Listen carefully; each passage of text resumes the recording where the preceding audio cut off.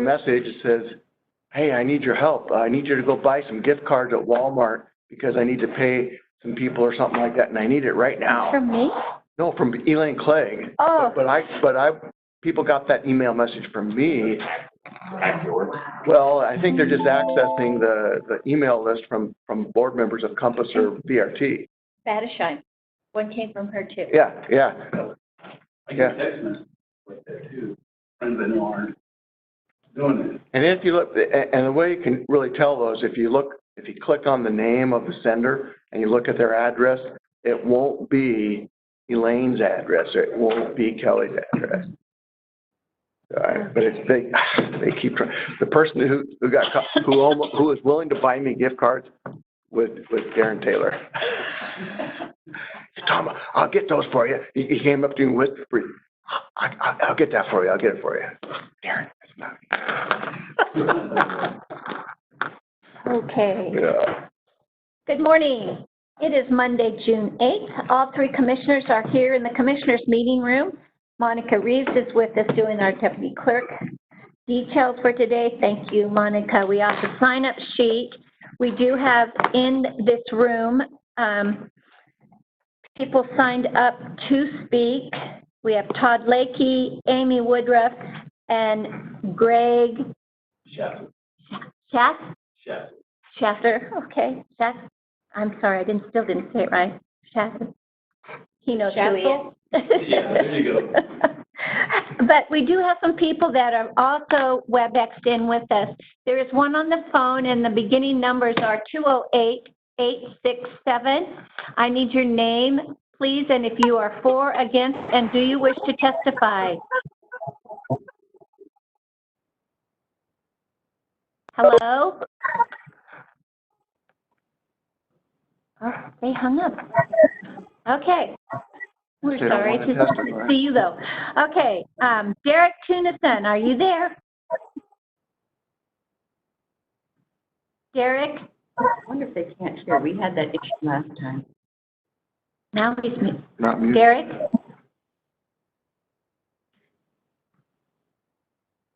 Huh. Sure what.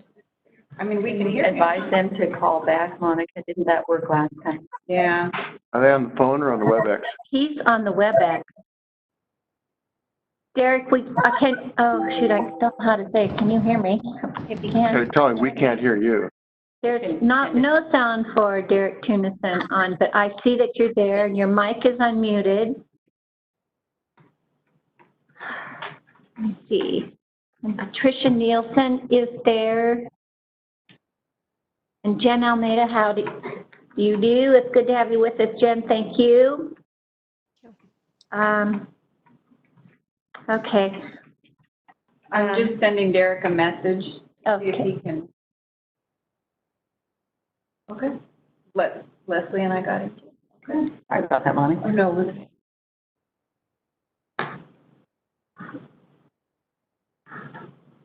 Like he might be trying.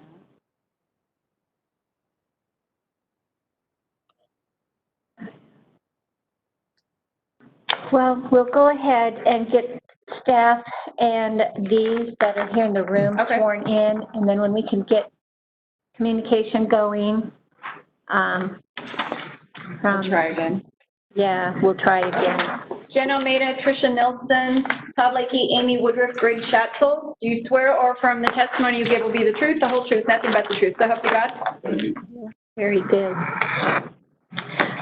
This is a public hearing. It's a request by Trinity Estates, LLC for a comprehensive plan, map amendment, and a conditional rezone. Case numbers are OR 2019-0008 and RZ 2019-0024. Jen. Thank you, Madam Chair. Excuse me. We do have two late exhibits for this case. Exhibit 32 arrived in the Board of County Commissioners office on June 1st. It's a letter from Claudia Haynes, and I believe you all have a copy of that. Exhibit 33 did arrive yesterday. You do not have a copy of this, so I will read it for the record. The letter from Candace Hargraves. Dear Jennifer, I am writing in regards to case number OR 2019-008 and RZ 2019-0024. My husband and I live on Lakeshore Drive, close to this property. We are opposed to both changes being requested by Trinity Estates LLC. This part of the county is largely agricultural and so far without the sprawl of subdivisions. The traffic at this particular intersection is already high because of the route used by private and commercial trucks accessing the landfill on an hourly basis. Traffic during construction and from the number of future homeowners living on this small parcel would make the traffic patterns undesirable and unsafe. We are also concerned about the impact on the water table from the well or wells needed for a subdivision of this size. We would like to know how to learn more about the denial from the first hearing and the outcome of the one being held. Can you please direct me to those resources? So I did email her a copy of the staff report for the board hearing. The presentation for this case. The subject property is approximately 24.38 acres. Current zone is agriculture. Future land use is agriculture. It is not located within an impact area or a flood zone. The subject property is designated as agriculture on the Canning County Future Land Use Map. There are residential designations located on the west side of Lakeshore Drive, and you can see that on the Future Land Use Map shown in yellow. The property is not located within an area of city impact where growth is anticipated and planned. Exhibit 8 shows that there are no platted subdivisions within 1 mile of the subject property. To the southeast of the property are parcels that were created via administrative land divisions of original parcels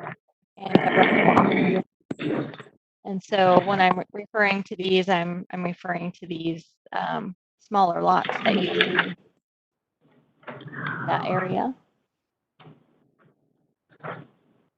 The predominant zoning district within 1 mile is agriculture, as shown on Exhibit 7. There is rural residential zoning located south of Lakeshore Drive. The property was rezoned to residential in 2013, but has not yet been developed or platted.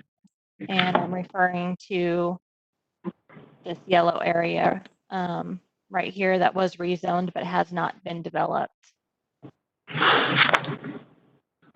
The applicant has proposed individual septic systems and individual domestic wells for the project. The subject property is not located within a nitrate priority area. The property currently has 2 unimproved view approaches onto Lakeshore Drive, one at the northwest corner and one at the southwest corner of the property. Canning Highway District Number 4 will allow this piece of access to remain in service for the existing agricultural use. Access for the residential development shall be planned for 1 or more public or private approaches onto Lakeshore Drive, and that Highway District wants these approaches to be located along the southern boundary of the subject property. Idaho Transportation Department did not anticipate any significant traffic impact from the proposed use. Boise Project Board of Control noted that the Deer Flat Highline Canal lies on the northeast portion of the subject property.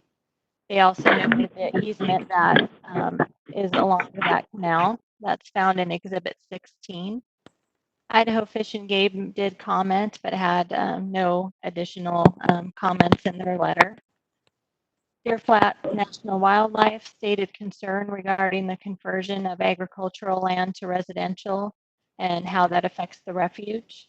The refuge noted that residential uses cause greater disturbance to wildlife, as found in Exhibit 22. The Planning and Zoning Commission heard this request and recommended denial of both the comprehensive plan map amendment and rezone on February 6th of 2020. Staff has found that the request also does not meet the standards of review for both elements. And we have provided findings of fact, conclusions of law and order for the board's consideration. And those are found as Exhibit 1 and 1A of the staff report. That concludes my summary, and I will stand for questions. I do have one question, Jen. It was about, I think, access. And you said the access, is it to Lake Shore? Anyway, would you give us the access again? There's 2 field access. Yes, Canyon Highway District number 4 was noting the accesses that currently exist for agricultural purposes. Okay. They also explained what they would anticipate seeing for access for the residential uses. I have put on the screen the site plan that the applicant presented for this case, showing one access to service the residential lots onto Lake Shore, which would be desirable by the Highway District, as they wanted all approaches to be along Lake Shore. Madam Chair, Yes. I have a question on the subdivision to the property that's located there. Was that property that was formerly owned by Ed Hendershot? You know, Let me go back to that slide. Are you referring to Yes. these lots right here? I believe that it was, just based on historical knowledge and kind of remembering that case, but I would have to review the file to say that 100%. Okay. And then the property to the northwest, that yellow highlighted area, then the next slide or the one before that, that one.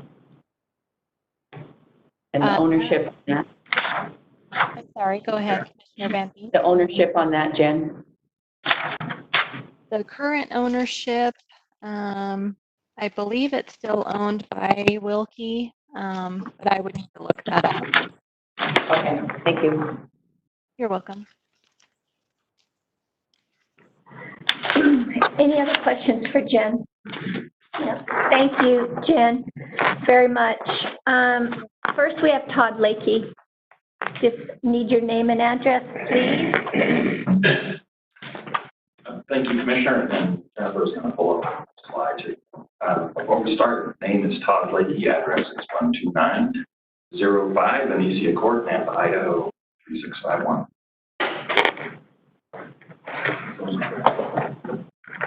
Jennifer, they're not quite square.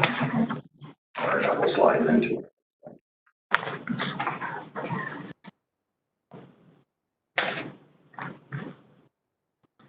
Interestingly, it shows up on my computer. I'm seeing the whole thing, but up there, we're only seeing the top part of it. There you go. Yeah, you need to slide that down more, Jennifer. Okay. It must display differently than I'm seeing it. Yeah, it is. So does that look any better? There you go, right there. That was me moving that. Oh, that was you moving it. Yeah, I don't know. I think that's the third slide in. And we're back. Okay, let me go back. I think we have it in our package too. You do. Just if you want to reference it in your packet.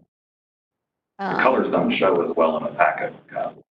Okay, so it's Exhibit 28 in your packet, but is that looking better on your end? Yeah, that's good. Okay. Okay, thanks, Jennifer. So, Commissioners, again, good morning. I, for you to represent Trinity Estates, Mr. Greg Schatzel. This was a case, this property particularly, was one I worked on prior to the crash. In 2007, I worked with Mr. Schatzel, and we obtained approval on this property for 12 lots on approximately 24 acres. Back then, most of the residential development was done by conditional use permit instead of a rezone, and that was a similar criteria and process to a conditional rezone. It allowed replacement of conditions, but it included timelines as well. And with those timelines and then the subsequent crash that came shortly thereafter, Mr. Schatzel wasn't able to proceed forward under those timelines, so that expired. But the farm land is the same, the compatibility analysis is the same, the character of care is essentially the same. This is a small project, and it initially started as a request for R1 zoning. And as Mr. Chatzel engaged me to help again with this project, we discussed it further and said it makes more sense to change it to a conditional RR and reduce the density instead of going with an R1. But this will be a high-quality rural residential estate project. We'll have CC&Rs that ensure that quality. It's consistent with the existing plan, and it will be the same or higher quality than the existing residential uses and the zoning that you have in the area. You do have both uses, zoning, and the comp plan designation in the complete area. Next slide, Jennifer.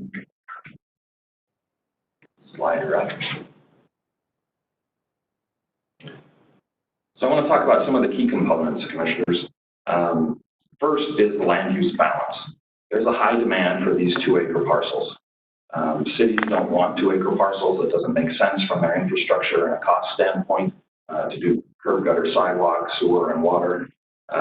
So these 2-acre lots are really a creature of the county. They belong in the county. They don't belong in cities or close to them. And with that, the comprehensive plan specifically recognizes that this type of RR development can coexist with agricultural lots in the same area.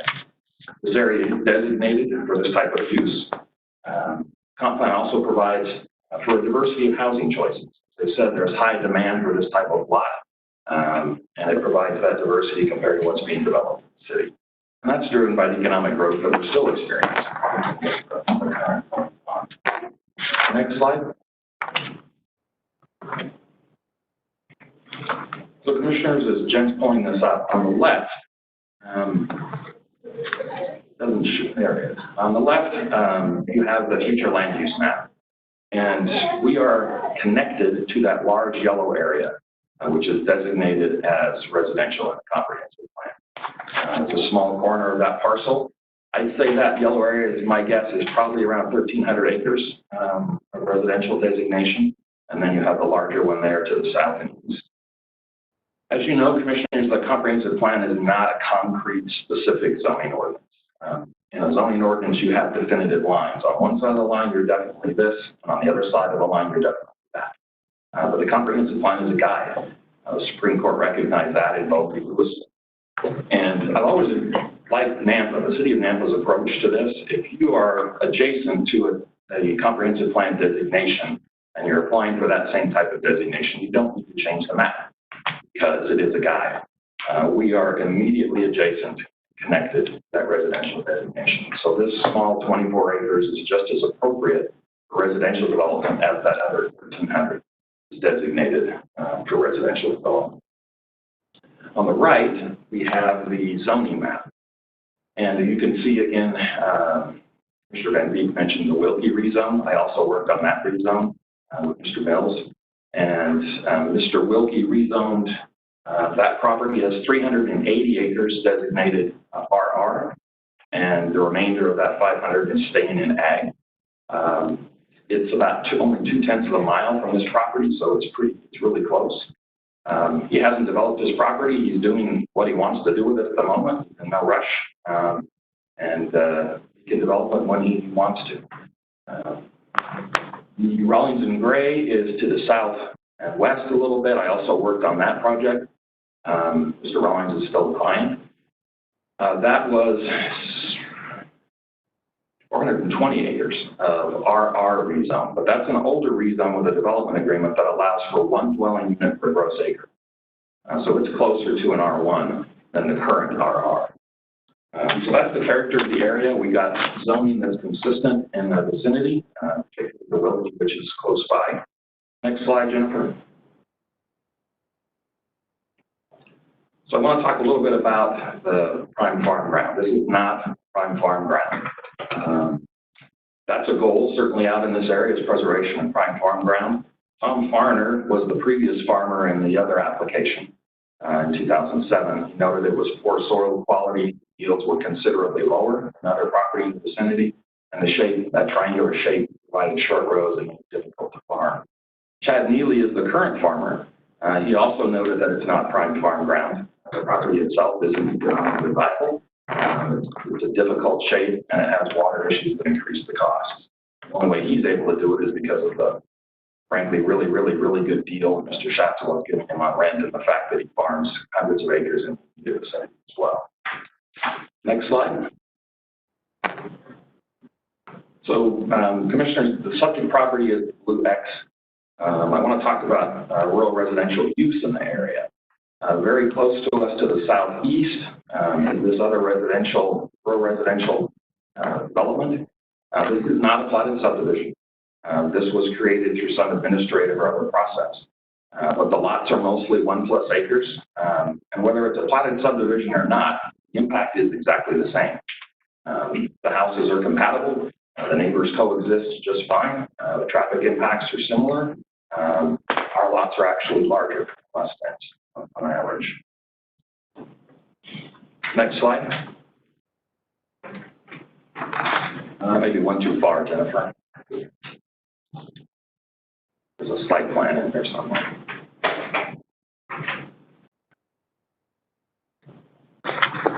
Monica give me a little extra time. So it goes from the slide you just talked about to this one. Okay, well, I'll just briefly mention the site plan. As was asked, the property accesses onto Lake Shore and will meet the highway district requirements for those 9 lots. It will be a public road. And there's also an additional access for fire if they desire it.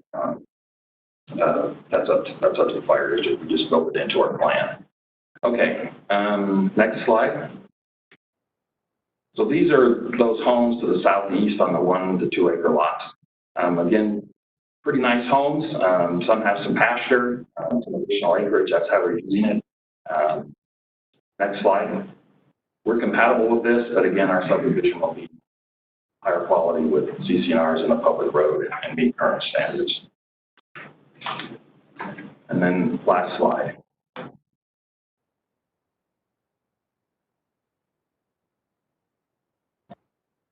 You can keep going, Jennifer. Last slide is the one called Development Agreement and Compatibility. Okay, thank you. Commissioners, as I said, this is an RR request, so we have a minimum average lot size of 2 acres. All of our lots are 2 acres or larger. People buy these parcels because they want to live in a rural area. They know agricultural operations are occurring. This is the exact kind of subdivision that I live in west of Nampa. I have 1.8 acres. We have agricultural operations surrounding us. There's no problem. No issues with compatibility. Mr. Neely is the current farmer. In his letter, he noted that he farms several hundred acres in the area, and this small RR project will not negatively impact his farm. The Wheatses are also large farmers out there, and they were not opposed. They have some requests regarding some CC&R and subdivision type issues that we can incorporate. We will have, the farmers were of similar opinion. We will have CC&Rs, as I said, that will ensure quality, require landscaping. We can include a fencing requirement around the perimeter. We'll include right to farm language in the CC&Rs and in the on the plat, and will comply with the local highway district and Southwest District health requirements. And then lastly, we can include a dark skies requirement if you're so inclined to ensure that we avoid light pollution in the area. And with that, Commissioners, with the conditions proposed, we would request your approval. I'd be happy to stand for questions. Madam Chair.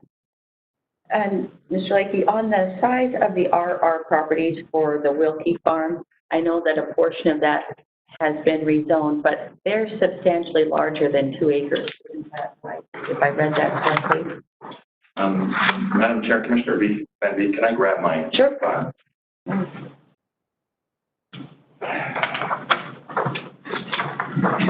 That may come into play, Commissioner, with the average lot size, since they are preserving a large portion of that in ag.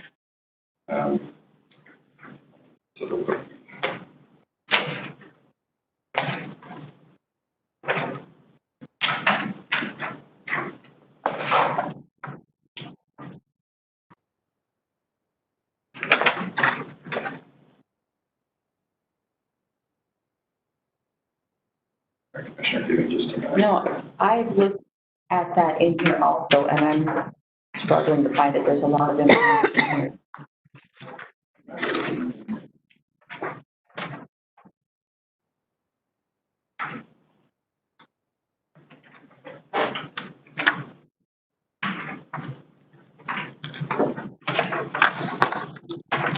Jennifer, do you have that reference anywhere in that? There's a reference to the Wilkie Farm. And I thought that they were at least 12 acres because there is reference to that in there. Do you know where that's located in the staff report? Commissioner Van Beek, I'm looking through my documents here. I know that it was a rezone of 380 acres to a rural residential zone. Let me see if I can find that anywhere. I don't have that case file with me. I'll continue looking. Okay, thank I you. found it, Commissioner. Okay. I think you're reading the beginning. It says 380 acres and 12 parcels. And are you in your report? I'm in Exhibit 2. Okay. Okay, so this is your information. What page you're on there to cut? It would be Exhibit 2 of the staff report. I don't see a page number. It's part of my packet. Yeah. Property consists of 550 acres, 380 that are zoned RR, and the remaining is in agricultural. And there were 12 parcels. That may be where you're getting that, Commissioner. I don't recall that it was a 12-acre requirement or average. The findings don't say that. Okay, and there's a reference on page 4 of the staff report, so that's Exhibit 1.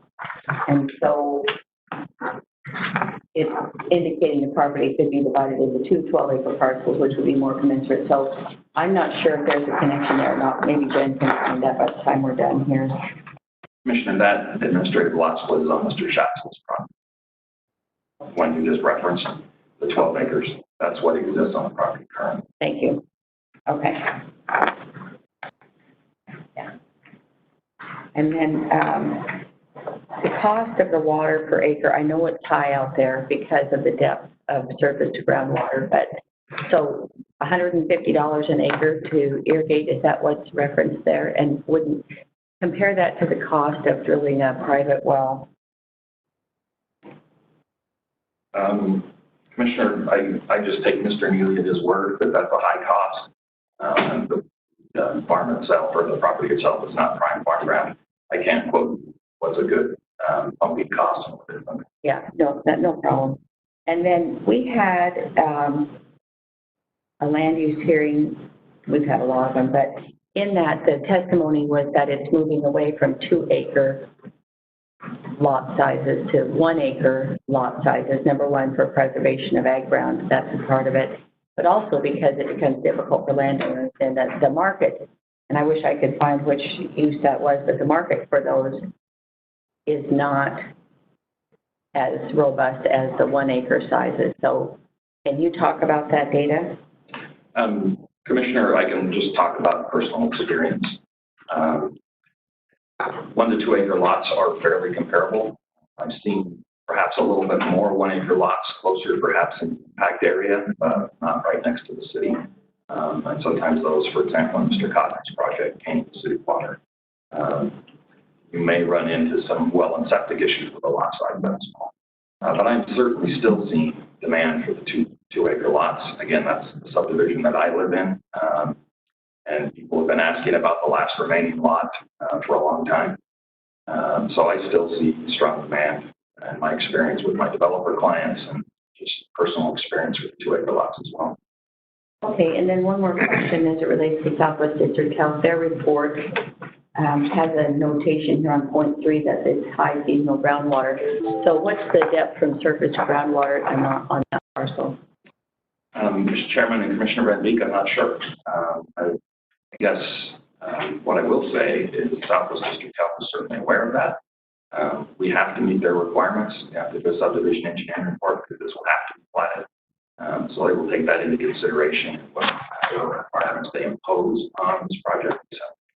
And I appreciate that. And I'm looking at the information that's been provided by Alan Mills on the groundwater level changes. And around Lake Lowell, on this, there's areas that indicate that the aquifer has been depleted, but also in this particular parcel, then that the groundwater is high. So I don't know exactly where this parcel falls in relation to this groundwater level change map, but on a high seasonal groundwater, there would be some difficulty with individual septics on that property to, I guess, have that flush adequately and in proximity to the lake. What are the mitigation? What's your plan for a high seasonal groundwater and that effluent discharge? Madam Chairman and Commissioner Enby, again, we'll meet Southwest District Health requirements. They're aware of that. They require a special design. We'll incorporate that. We're still more than a half a mile away from the lake itself. But they're very aware of all of that going into it. Again, I'll reference my personal experience. My subdivision also has high seasonal groundwater, somewhere between 7 and 12 feet. And my well was down to 100, just to go down to that aquifer. But again, no issues with the type of septic system that we had to put in. Like with their requirements, and it's very appropriate. It's fine. Okay. And then this ground is currently under farming, is that right? And then can you talk about Exhibit 21 from the United States Department of Interior, Fish and Wildlife Service? On paragraph 3 indicates that the contention that the size and the shape of the parcel makes it not viable to farm effectively is untrue, and farming around areas of the agricultural parcel can be effectively farmed, as it has been for decades. So it has not had a period of not being farmed, is what I hear you. Chad Neely's been farming. Madam Chair and Commissioner Van Beek, as far as the letter from the Department of Interior, the federal government, so I suppose they're entitled to their opinion as to the viability of the farm ground, but I rely more on those that have farmed it, that being Mr. Farner and Mr. Neely. And they regularly respond that they don't like residential development anywhere near the lake. But again, this is 2-acre lots. Wildlife will be very proficient on it. Quail will come and go. Pheasants, be surprised if geese still land on it. And at the end, I think they submitted this letter back when there was an R1 application. And at the end of the letter, they suggest RR is going to be rezoned, which is what we switched to. Thank you. Any other questions? Well, the only question I have is Todd, is this nine home proposal the same number of homes that was presented to the P&Z? Madam Chairman and Commissioner Dale, yes. It's different than our previous approval in 2007. It's 9 instead of 12, but it reduced it to RR before we came. Okay, all right, thanks. Thank you very much. Thank you, Madam Chair. Amy Woodruff. Good morning. Good morning. For the record, Amy Woodruff, business address 305 Cornell, Middleton, 83644. I'm a professional engineer, civil engineer. I worked with Trinity Development on this project in 2007, and then in helping them again, and we're before you on that. I want to visit with you about 3 subjects, more technical subjects: groundwater in the area, developing on-site septic systems for the project, and then traffic. Groundwater and wells in the area, it's really sort of a hot button or a kind of an emotional subject, because I think most of us do have wells, and I know our water is really important to us. United States Geological Survey, USGS, has 3 wells in close proximity to the Trinity Estates project. One well is about half a mile north. There's a second well just over a mile west, and then a third well that's a little over a mile southwest. Those wells are monitored for depth and for groundwater quality both. I believe they're monitored yearly, and then that groundwater data is held by IDWR over there at their database. This project is not in a nitrate priority area, which means groundwater in the area does not exceed 10 milligrams per liter of nitrate. So this project is not in a groundwater area that's being monitored for nitrate at this time. We also have zero evidence of groundwater protection in that area. IDWR does not view either the Trinity Estates general location or any of that location south of the lake as someone that they're looking at closely for groundwater depletion. The areas of concern for IDWR, the closest one is over near Mountain Home, and it's the Cinder Cone area. And this map is available on the IDWR website. So just to try to put that subject to bed, the area south of the lake is not an area identified by IDWR as concern for groundwater levels. And I'm talking just domestic use, well, and I'm probably talking irrigation use too, although I haven't applied for a groundwater right for domestic use or for groundwater quality. So, Amy, if I might, Jake, we received some information about arsenic, arsenic levels or something around in this area. Is that everywhere? Or is that something that's just in our soil naturally, or can you speak to that? Have you seen that? Any information regarding that? I've seen a lot of information regarding arsenic in the area, and arsenic is so tricky. It's not like nitrate. It can be present on one well, and then a half mile down the road, it's not anywhere to be found. We typically see arsenic in the real deep wells, like out around Marsing, south of Dry Lake. It seems like the deeper we go through the eons and the epochs, that arsenic is kind of precipitated down, and it's in the lower aquifer area. So I don't have specific well data for Trinity itself. I know there are some under the counter type of treatment if arsenic is encountered for individual wells. There's products available that folks can install to treat for it. I will note that the arsenic level was reduced, oh my gosh, I guess it's probably been 10 years ago now by EPA. And there was a lot of consternation, a lot of work back and forth with EPA on how they developed the 10 micrograms per liter as opposed to the 50 that it had been for, well, since the Clean Water Act came out in 73. But anyway, that number is that arsenic number is very low. But in other words, on the record, this has not been an identified problem for this piece of property. Madam Chair, to my knowledge, no, it has not. Thank you. I am not aware of that. So groundwater levels in the area, there's information out there from the soil survey of Canyon County that groundwater specific to the Trinity parcel is greater than 5 feet below the surface. Well logs in the area show that the first groundwater encounter 10 to 15 feet lower than the surface area. So groundwater levels we see, just for a frame of reference, in the Boise River Middleton Star area, inches, 24 inches, 30 inches. So the 5 foot depth, the 10 to 15 foot depth that we're seeing, still would be plenty of soil to develop an on-site septic system. As you know, those are all administered through Southwest District Health, and they have best management practices for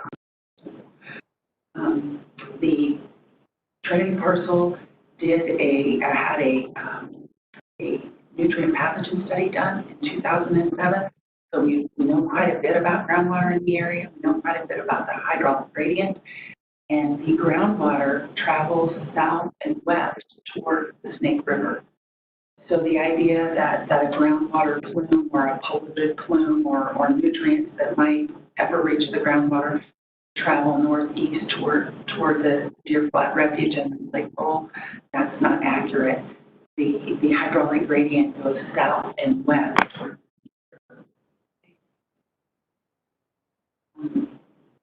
Trinity will develop an irrigation system that uses their surface water rights. So they won't be using their individual wells to irrigate with. They'll be using it for potable purposes only. They'll develop a pump station and pressurized system that will irrigate the plots on site. So they'll use their surface water rights. And the final item I want to touch on, I know we're going to on time, is traffic. Canyon Core and Nampa Highway District are planning on traffic in the area. They're planning for it. Trinity will dedicate a 50-foot half section right of way, and I'll call it Marcing Road, but it's the west boundary, will be developed as an arterial. So what that means is a high volume network for human traffic area. The road that forms the south boundary, Lake Shore, there'll be one access onto Lake Shore for Canyon Core's request, and Lake Shore will be developed as a collector. So both of those roads right now, we hear people talk about traffic in the area, but both of those roads will be improved to handle not just Trinity, but a lot more traffic volume. Do you have a timeline on that? Well, I don't, and as you know, the highway district is just a little tick behind. It's sort of a build it and we come, or build it as we come type of planning. They don't typically have resources to build those roads in advance. But yeah, that's what their planning is showing. Both of those are going to be high capacity. Thank you. Any other questions I don't have any for questions. Amy? No.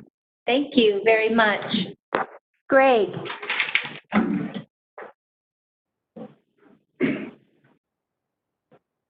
I am Greg Schatzel, 1484 North Weldon. And I want to address some of your questions on the developer of the agreement, mostly for the questions. But Madam Van Beek, you asked about the $150 that Chad Neely was saying. And I'm no farmer, but what he was explaining was that the water that he gets is at the end of the run. So there's a lot of silt, and he has a lot of filter problems and pump problems. That raises the cost significantly. When I did, I had bought several developments back in 07 and 06, and this is the third of four. The other two are finished. This is Swanson's Point over in the West. That one I sold the last 2 years because of market conditions. Back 15, 12 years ago, I did put in the road, the fences, the CCNRs, but I couldn't sell them. And then the market has turned recently, so I sold them. The other one is Pelican Lane. And that one, I think I'm finished building it, but we're getting parcel numbers hopefully later this month. And to answer your question about the size of the lots, Pelican Lane, excuse me, Pelican Lane is 2.5 acre lots each, and there's 11 of them. We put 7 on the market in the last month. We already have 3 reservations. We don't have the parcel numbers. So there is a demand for these. Swanson's Point was all about 1 3/4, just under 2 acre lots. And we sold those out. That's all. 12 of those are gone. So I think there's a demand for these lots out there. Otherwise, it wouldn't be developing. And this is in the same area, pardon me for interrupting. It's about 2-3 miles to the west, right near the lake. If you look on the Pelican Lanes, I paved that street. I also put 3 rail white vinyl fences around all my lots to help bring in uniformity and before I sell. I do light conditions, so they can only have 1 or 2 lights that are on. The others all have to be motion sensitive, downward shooting lights for light pollution. And I do CCNRs. This next one's going to be at least 3,000 square foot houses with stone and wood exteriors. So I do a higher end, better quality thing. As far as the septic stuff, on Swanson's, they did have to pay a couple thousand more for some higher level of but I don't know what it is, but it is. And as far as the water underground, the way it was described to me by the guy who does all the drilling for the people who buy it is it's like a river down there, not really a lake. The water does flow through, and the water that is brought up is not very significant when you have this low density. So it's not like it's going to be depleted or run dry. With that, I'd like to answer any more questions you might have or concerns. I have a question. It might be more for Jen. On the CC&Rs that are in the county, can you talk about, I guess, what that looks like? I apologize, but I didn't think that CC&Rs existed in the county at an enforceable level. Commissioner Van Beek, we do not enforce CC&Rs. And if Mr. Lakey has a response to that, is that fine, Madam Chair? Madam Chair and Commissioner Van Beek, that's correct. The county doesn't enforce CC&Rs. We're simply describing them to you as to what we're going to have, make sure that we ensure quality, as Mr. Shastill said, and we will include the right to farm. I believe it'd be a civil action. Right. And that's the same thing for any project within a city. They have CC&Rs in a city. Cities do not send code enforcement out for those. They all have their own code enforcement officers. If you have any disagreement with that person that's in your CC&R manager, you go to court, civil. I have a question for Greg. There's a lot of recommendations or suggestions for development and that sort of a thing. And one of the things that was suggested, and I'm just going to ask you flat out, they suggested 2 12-acre pieces would be a better buffer, a better fit on this. Is that a deal breaker? Yes, I couldn't afford it. This right now, I'm going to lose money, but this project's been 12 years, and before we had much higher density, and but if it had been completed, then it would be R1. Yes, that was approved. And that's how I purchased it as well, with the zoning, the CUP in place. And back then too, you didn't have to put in paved streets like I had to do Pelican paved now, and that cost over $250,000. So financially, this doesn't make a lot of sense. But okay. Thank you for answering that. Any other questions for him? Greg? Commissioner Dale? Oh, no. Oh, no? No. Randy? I don't have any. Okay. Derek Tunison, you are on the screen here. Do you wish to speak? No, I'm okay. You're okay? All right. Let me see. Yeah, I'm okay. I was just listening. Thank you, though. You're welcome. And Monica, I don't see anybody else. So these are the only people then that we had signed up. So unless there was no opposition that we have some in here and everything, different questions if you want to wrap up or anything, but Todd, it's up to because everyone else. Madam Chair, again, we've laid it out. I don't have anything else to add. This is a quality project, but it's also a really small project that hasn't been. So I answer any more questions if you have them, but otherwise I don't. Okay, thank you. Yeah, I should have asked you guys. Thank you. Okay, then there's no more. Madam Chair, I make a motion that we close the public comment. Okay. Moved and seconded to close public comment. All in favor? Aye. Aye. Okay. This is going to, kind of an unusual. First of all, I would just like to say I'm glad that the Great Recession of all our time, that pieces that got purchased for development, then they're coming back through again to make them viable pieces of property. And I'm just I'm a little hesitant right now because this is they're quite an ag area, and I'm just not anxious to hear the other two commissioners weigh in on the compatibility of it because I'm struggling with that right now. Madam Chair, I had the privilege, my husband had business out in this area, so it's very coincidental that we were here this weekend. So he's been a lifetime agriculturalist, heavily involved in crop protection, crop production. And so I just, from that, being out in that area, we looked at exactly what you're saying, Neely Farms, well-established, Letta Farms out there, Western Farms, the Weeds family, the Tunison Dairy that has in the thousands of acres, Bill Walker, farms out there, Tom Baxter, the Durslingers, McIntyre Farms that raise organic beef and free-range chicken.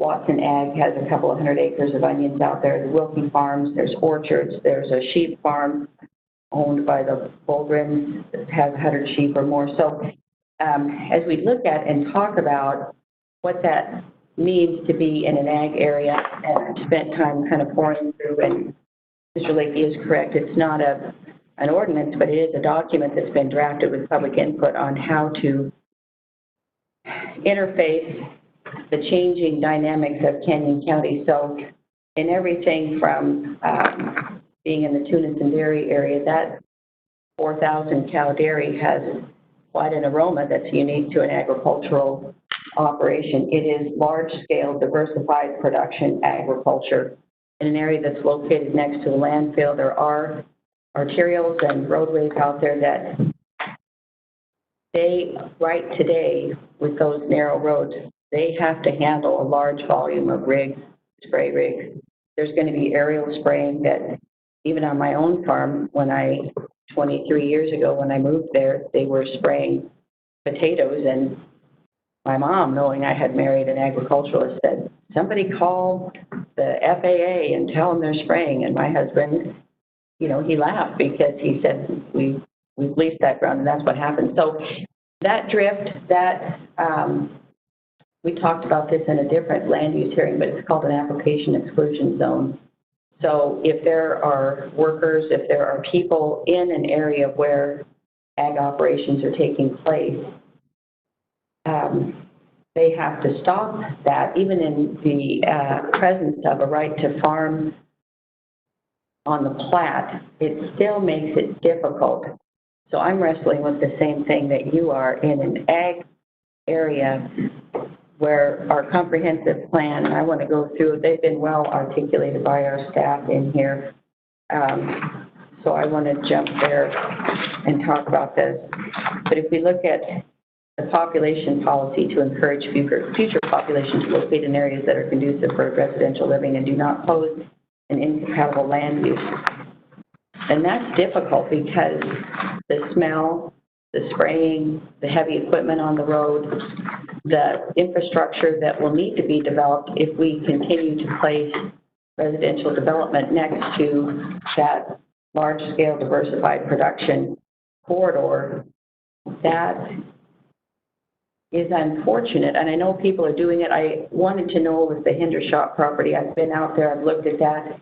Mr. Hendershot also wanted to develop property that was in proximity to our ground, and I did not like his development. I did not like his approach, and that is not a reference to anything that's happening here. But when you get ground out on that Lakeshore Drive, you know, we can speculate what it will look like, but it really is a great agricultural area that right now is not in an area of impact. It's not slated for residential development. It has pockets of that out there, but it is thousands of acres of agriculture that somehow in this, it's not located to existing infrastructure.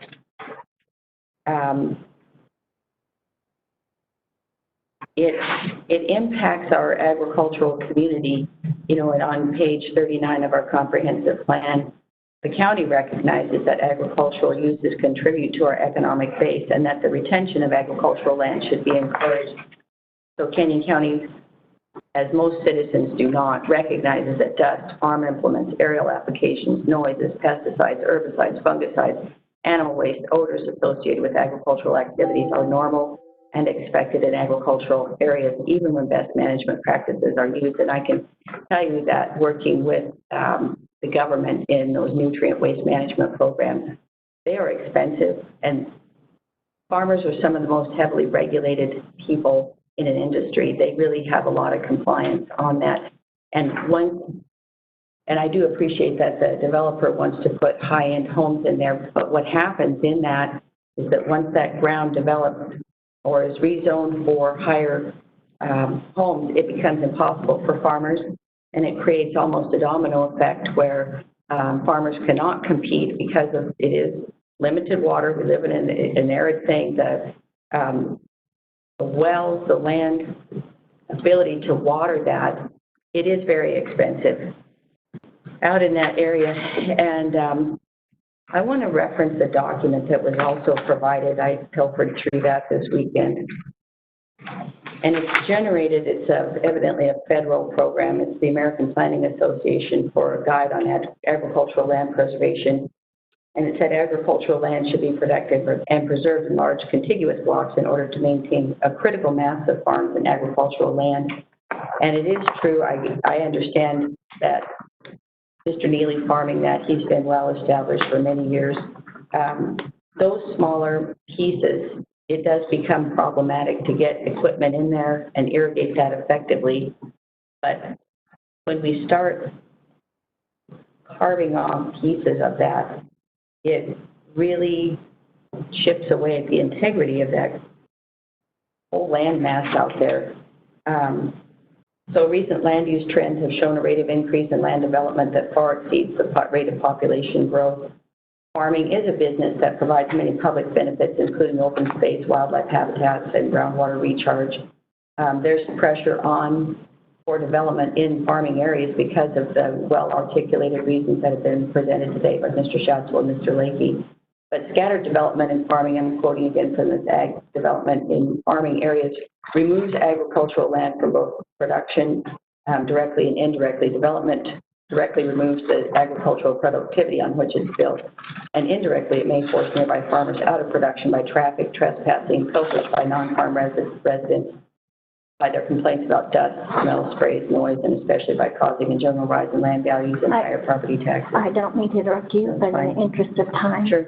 I need Commissioner Dale, could we do have another 11 o'clock? Yes, thank you, Madam Chair. One last thing. If we look at the comparison by Canyon County, and it's the cost of community services. Oh, I saw that study, yes. Yes, ag versus residential. Ag comes in under the dollar mark at 65 to 62 cents in county services. Residential comes in at $1.43 on this report, which I think is fairly recent. I think IAC referenced that. So lots of information here, Madam Chair. Thank you for allowing me to. Yes. Commissioner Dale. Thank you. Appreciate that opportunity. You know, I've had a lot of experience in these things over many years, and I have probably been characterized as someone who's in favor of growth and development, and I would say that's an accurate description. I'm also someone who is very cognizant of private property rights. I believe that people should have the opportunity with their property to do what's appropriate in an area according to their desires. Regarding this particular piece of property, there's some things that I think are very relevant to our discussion and decision today. As far as the preservation of property that is committed to agriculture, we've heard from two farmers who have extensive history on this little piece of property here that it is not profitable for farming. It is not good farm ground. The only way they make any kind of money on it is because of apparently a really good rental rate, which is the only way you can rent something like this. You give them a good rate because a farmer has to make their ends meet. Fuel costs go up, fertilizer costs go up, but the price of the commodity goes up and down. You know, I've been ranching all my life, and I understand this very well. So anyway, private property rights is very important to be preserved. The study that was referred to here says it's important to protect and preserve in large farm ground in large blocks so it's profitable. I really believe that. This 24 acres in my opinion, does not contribute largely to the overall agricultural economy of the area. It's just a piece that's being farmed to kind of keep it from going into weeds. This 24 acres has already been carved off. We're not creating a smaller piece of ground that has not already been created. This was created many years ago and was actually approved for a much greater density back before the Great Recession, as people like to call that. I believe that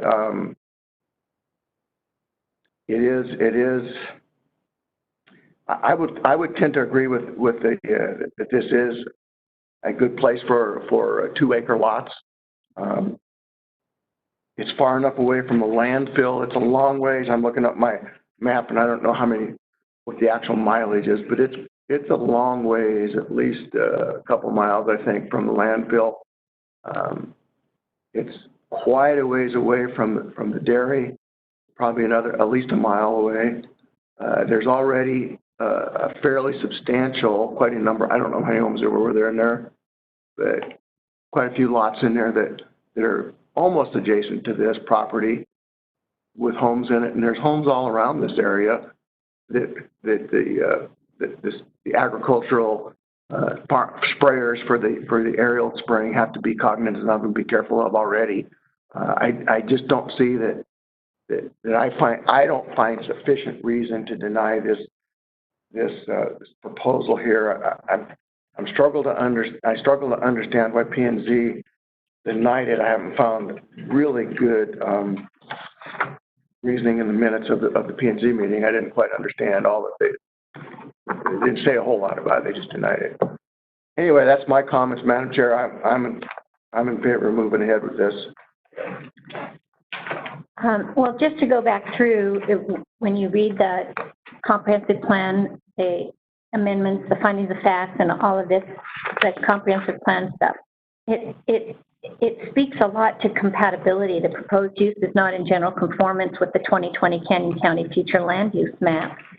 It's not in conformance with the following comprehensive plan goals and policies.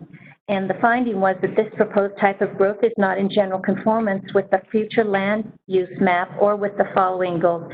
So I also struggle here because the landowner is invested.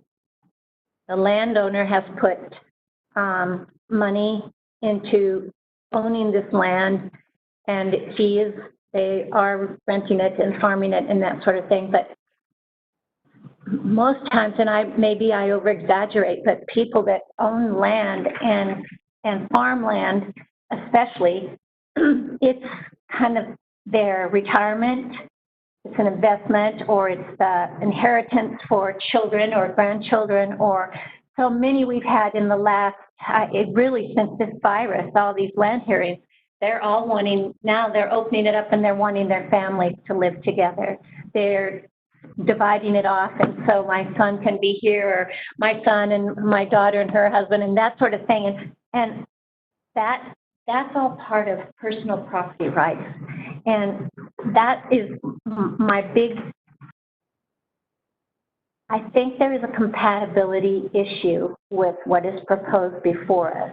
And I don't think it's because there's other houses and stuff around, but I believe that everything that goes on those roads, the scale of farming industry that is there and surrounding it is really, it's to just plot those 3,000 square foot, 2 acre pieces of property in there. There's, and a lot of the people are coming from out of state, and they're not native to the rural areas that we have here in Idaho. And they just, and I'm really struggling with this.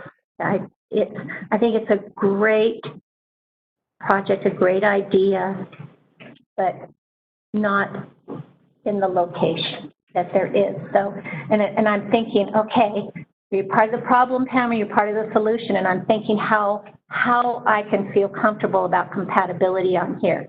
Maybe it goes,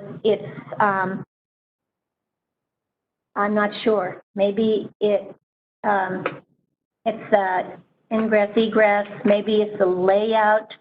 But then I don't know. I'm not going to tell you how to use your property, Grace. I don't. But I think some beautiful homes like that in the midst of rural, in the midst of farming, with families to be on those 2-acre pieces. I mean, it's very unlikely that you're going to have a 70-year-old couple buy a 2-acre piece of property. Wait a minute, that's not that old. Well, it's pushing. I'm sure.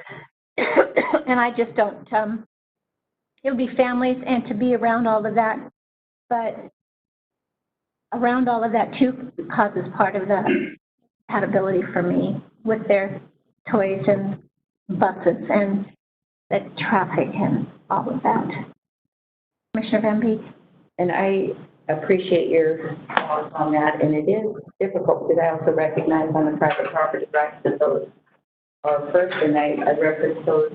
I also have ground that at some point in time will be exactly what you said. It will be for development. It will be our retirement. Mm-hmm. And what I also recognize is that it's a timing issue where we have not found the right time. And when it does go, because it's next to the Boise River and considered prime agricultural farm ground, I would be very protective of how that developed. And what we get to make decisions on are the findings of facts and conclusions of law and order. So I hear Commissioner Dale's argument that he struggled to find. I think some of those arguments are laid out very well. One of the, in the analysis on page 2 of 8 on the staff report, the summary under the analysis is that the requested to change the comprehensive plan map in the area at premature. That's also what in 2008, I'm looking for that drone map has been comments provided because that was included as part of Mr. Lakey's report on here. But what he says is at that time it was a 12 resident proposal. It said adding 12 residences in the agricultural area, those farmers to operate without complaints of noise and or smell. The subject property is also in close proximity to the Deer Flat National Wildlife Refuge. Adding 12 additional residences in this area may be detrimental to the refuge and wildlife. This proposal will negatively change the character of the area by introducing residential development with relatively small lot sizes. I understand that's changed. We've downsized it by 3. Character of the area is currently agricultural, and this development is premature. So, on that, pardon me. I don't mean to interrupt. I think that it's not, to me, I'm not thinking about it as lowering property prices or making, it's about both projects. This sounds like a beautiful high-end rural setting type, but it's, and timing might be a good way to interpret my compatibility hold back on it for right now, Greg. So I am in the interest of, yeah. Do you have more discussion or? I'll just say one thing in response to the wildlife people and that kind of stuff. You've got cultivated ground, well-worked ground. There's very little cover in that ground. When that ground gets harvested often in the fall, there's no cover for wildlife out there. I'm a person who used to hunt pheasants out in this part of the county. When farmers left buffers, they left pieces of ground, and the pheasants could winter in there and find food and nesting areas and that kind of stuff. Current farming methods, they use up every acre, every piece of ground. You go out there in the wintertime and it's clear. You know, there's no wildlife refuge out there. And the wildlife refuge is fairly close, but everything around it, and even this piece of ground right now, as it's farmed, it's not an attractant to wildlife. So in some instances, you'd probably see more ducks and birds and stuff like that going into the residential area as a 2-acre plot, just like they do in my subdivision. I got ducks all over the place. And they like those, they like those flower beds in those gardens and such. And anyway, that's just, it looked to me like it's not going to pass, but I'm still in favor of it going forward. So I think we need to end this conversation and move Gotcha. forward. Based on the findings of, are you I'm ready sorry? for a motion? Yeah. Based on the findings of facts and conclusions of law and order and in support of the planning and zoning unanimous 6-0 vote to deny this application at this time, I move that we uphold that denial. I'll second that. Been moved and seconded to deny the comprehensive plan map amendment and the conditional rezone. Roll call vote, please. Commissioner Van Beek? Yes. Commissioner White? Yes. Commissioner Dale? No? Okay. Thank you very much. That would conclude this meeting. Thank you. Thanks for your time. Yeah, thank you. Thank you.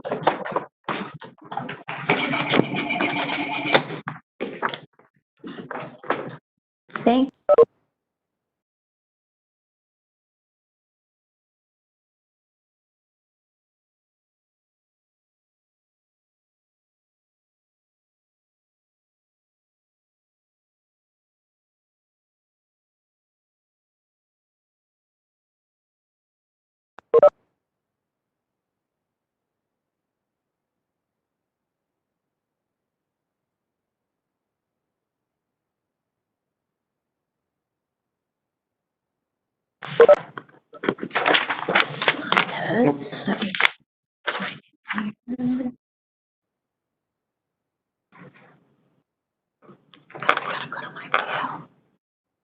So this is right.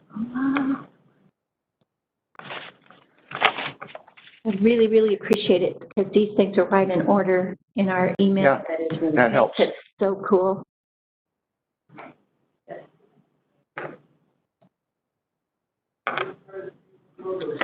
Okay, why are you having trouble connecting?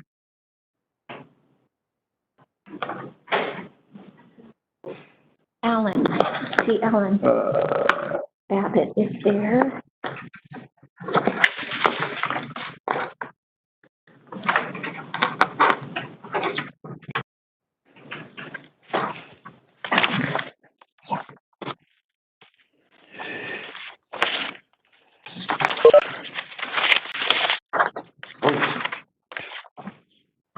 Okay, here we go. That's Dan.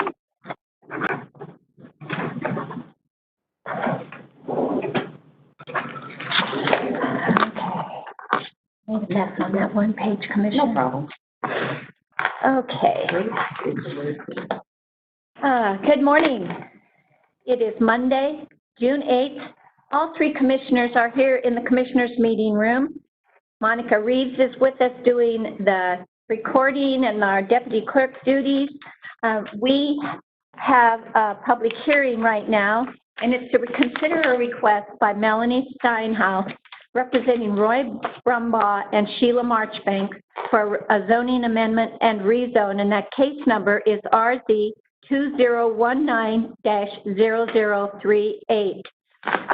Before we get started, we have nobody in the meeting room except the three commissioners, but we do have people that have WebEx in. And they have a little dog. So that's cute. Okay, so I see Dan Lister's here to do the presentation from staff. And I have Alan Babbitt on, that is WebEx in. Mr. Babbitt, do you wish to speak, and are you for or against? Against. You are against? Okay, and is it just you that wishes to speak? Yes, sir. I can't hear nothing but a dog bark. Yeah, so whoever's got that dog barking, would you please mute?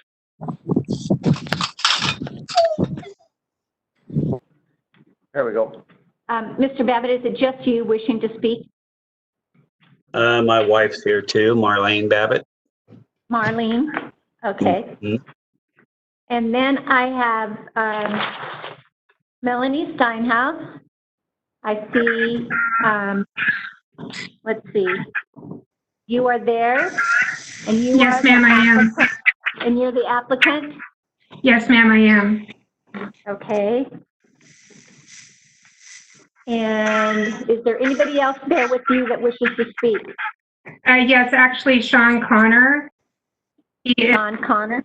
Yes, he's the one who submitted the conceptual plan. Okay. And he is for the plan? Yes, we both are, ma'am. Okay. And let me see. Matt Johnson? Yes, can you hear me? I can hear you. Are you Hello. for or against? I am representing the client who is against. Okay. So you are here on behalf of us. Okay.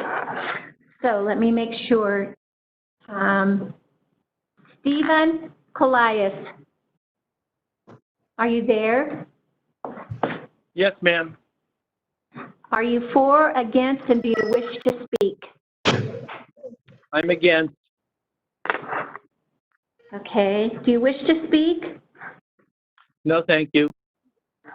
Okay. Is Derek Tunison, are you still there? I am outside. Sorry, though. Are you going to speak or no? No, I'll be okay. I'm just here to listen. Okay, very good. Thank you. Okay, Monica Reeves, all the rest of you and staff, have I missed anybody? Is there anybody else I did not get your name or phone number? Okay, Monica Reeves will swear all of you in and we will get this hearing started. Dan Lister, Tricia Nilsson, Alan Babbitt, Marlene Babbitt, Matthew Johnson, Melanie Steinhaus, Sean Connor. Do you swear or affirm the testimony you give will be the truth, the whole truth, nothing but the truth? So help you God? I do. I do. We do. I do. Okay. Okay, very good. Melanie, or I'm sorry, Dan Lister, will you get us started off, please, with the staff report? Yeah. Thank you, Madam Chair and Commissioners. Dan Lister for Canyon County Development Services. As stated in at the onset here is a request for a rezone of parcel R299-82010, approximately 30-acre lot from an agricultural zone to a rural residential zone, which is a 2-acre minimum average lot size. This item was heard by the Planning and Zoning Commission and was recommended for denial. The reasoning behind that was they felt that it required a development agreement to address some developmental issues for this property. And this is stemmed from a letter received by a neighbor, an opposed neighbor's representative. Since that time, the potential buyer, Sean Connor, has provided a conceptual site plan demonstrating up to 14 residential lots can be accommodated on the site as shown on this slide.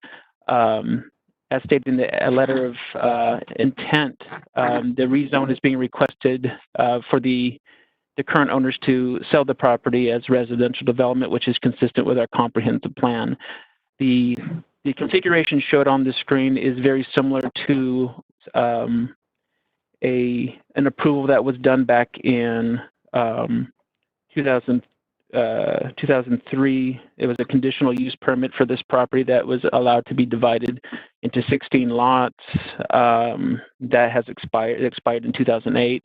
This is very similar to that request. To the left is the zoning map, and as you can see, it's zoned agricultural. However, surrounding that property, especially to the south, are similar rezones that were approved in that area.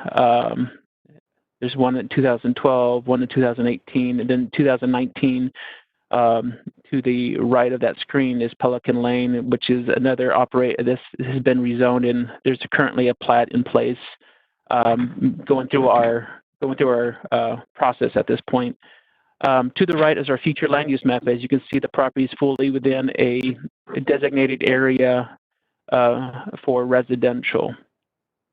To the left is our lot classification map. This kind of identifies similar sized lots within this area. So the conceptual plan shows the property sizes to be 1.5 to 2.5 acres. And as you can see in the legend, there is a very large amount of over 1 acre to almost 3 acres within to the right of to the east of that property, and you can see that it's abutted against these other lots within a subdivision very similar to what is being requested. At this point, the average lot size surrounding this property is 10.31. However, to the right of the screen here shows all the approved subdivisions within the area, within the vicinity, within a mile radius. As you can see, there's 5 of them, and within those 5, they have, especially the ones nearest to the property, is a very similar lot size to what is being requested. To the left, it shows the nearest dairy, gravel pit, and feedlot. The nearest gravel pit is over 1.5 miles away. Most of that gravel pit now is a subdivision. This map here identifies that the property is moderately suited to least suited soils on the property, and it's not prime farmland. In the staff report, staff identifies the soils and the types, and based on the descriptions within our soil classification maps, it says that this property is severely limited on the plant choices and requires careful management. Approximately 10 acres is just unsuitable altogether based on the soil types. According to cropland maps, that this property has been used in the past for mint, canola, and alfalfa. Although the property has been in agricultural use, the slopes on the property going from northeast to southwest make it very difficult for this property to be irrigated, and I believe the property owner has seen that this is designated for residential in our comprehensive plan and has applied for an application for that designation. As you can see in this slide, we did submit notification to the public and the agencies at on the dates shown here. As for the public, we did receive 3 comment letters. One of them is from, let me find the right page here, is from Matthew Johnson of White Peterson Attorneys of Law, representing the Colas family. And basically, the letter states that they feel that the development of residential lots in this area does not, they don't know what the outcome would be and the type of disruption it would cause without a development agreement or some type of study first to demonstrate that there's not going to be any water issues and things like that. So they're recommending denial based on a lack of some type of development agreement or conceptual plan. Again, the applicant did submit a conceptual plan after that letter and after the Planning and Zoning Commission hearing, which shows 14 lots. Again, we have another letter from the Babbitt family, and basically concerned about the change of this property from residential to removing agricultural from this area and turning it into residential, and the decrease in their property value based on this impact. And then we also received a letter from Guillermo Martinez in support of the opposition letter by made by the attorney, Mr. Johnson. And then we have received agency comments from Nampa Highway District, Boise Project Board of Control, Idaho Transportation Department, and Southwest District Health. The comment letters received did not identify that there would be impacts to access, traffic, irrigation, the highway system, or septic uses in this area. Again, this is a property that would have to go through platting to get that type of development being requested in that conceptual plan. So that planning process goes through review by all these agencies, all affected agencies, which at that time they would have to prove up water connections, irrigation uses, and things of that matter. staff is recommending approval of this without a development agreement.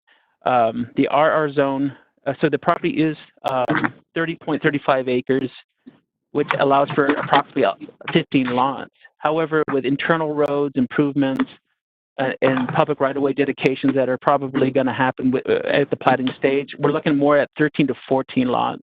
So this is well within the conceptual plan's idea. Staff would hate to lock it down to that configuration because there could be changes during the platting stage. Platting will require, as stated here, to be reviewed for consistency with applicable regulations and standards and approval by all affected agencies. So they would have to get approval from the Irrigation District, Southwest District Health, DEQ, Fire, Highway District. So all these agencies that the letter from Mr. Johnson, wanted more information about the type of impacts to the roads and stuff. This would be identified at the platting stage. Today, we're just talking about changing the use from agriculture to residential, and any future development would have to meet county's processing requirements and prove up the utilities and facilities at that point to have the development. Therefore, staff is not recommending this approval have a development agreement. And this concludes staff's presentation. Okay. Thank you, Dan. Any questions for Dan? Well, the only thing I just point out, and Dan, I think it's important to point out that in a conceptual design here, there are some lots that are under 2 acres, but the RR zone requires there to be an average minimal lot size of 2 acres. And so I guess my question was, do you know with this, have you figured out this configuration here? I haven't put it in my calculator, but what's the average? Through the chair, staff calculated that out. Then again, this is conceptual, so this is not exact. Right. But the numbers came out to 1.99, so it wouldn't meet our zone. So they would have to prove that up that it will at the platting stage. Right. Okay. So and that's why you say it could be, because of that requirement, it might be reduced to 13 lots instead of 14. Correct. So there is, to the chair, just to add some more information, like Highway District wants dedication along Pump Road and Locust Lane. They're also going to want access through Pump Road only, nothing from Locust Lane. So it does depict possibly what the road scenario would look like, but it doesn't necessarily depict the width of the road and the type of improvements that would be required. So you're very much right in the sense that it could be 13 lots, or they can prove up at the platting stage that it does really meet the 2 acre average lot size with 14 lots. Right. Thank you, Dan. Appreciate it. Madam Chair, thank you. I have questions for you, Dan. Is Pump Road a one-way road? No. Okay. It is not. And then the proximity to the Trinity Estates project, this is all in that same area along Lake Shore. How far apart are those 2 proposals? Let me check. I don't have that information for you at this point. Let me see if I can find that in. It was Marsing and Trinity. It's quite a ways, probably a mile. Marsing Road and Lake Shore Drive is what the other one was. Marsing Road and Lake Shore.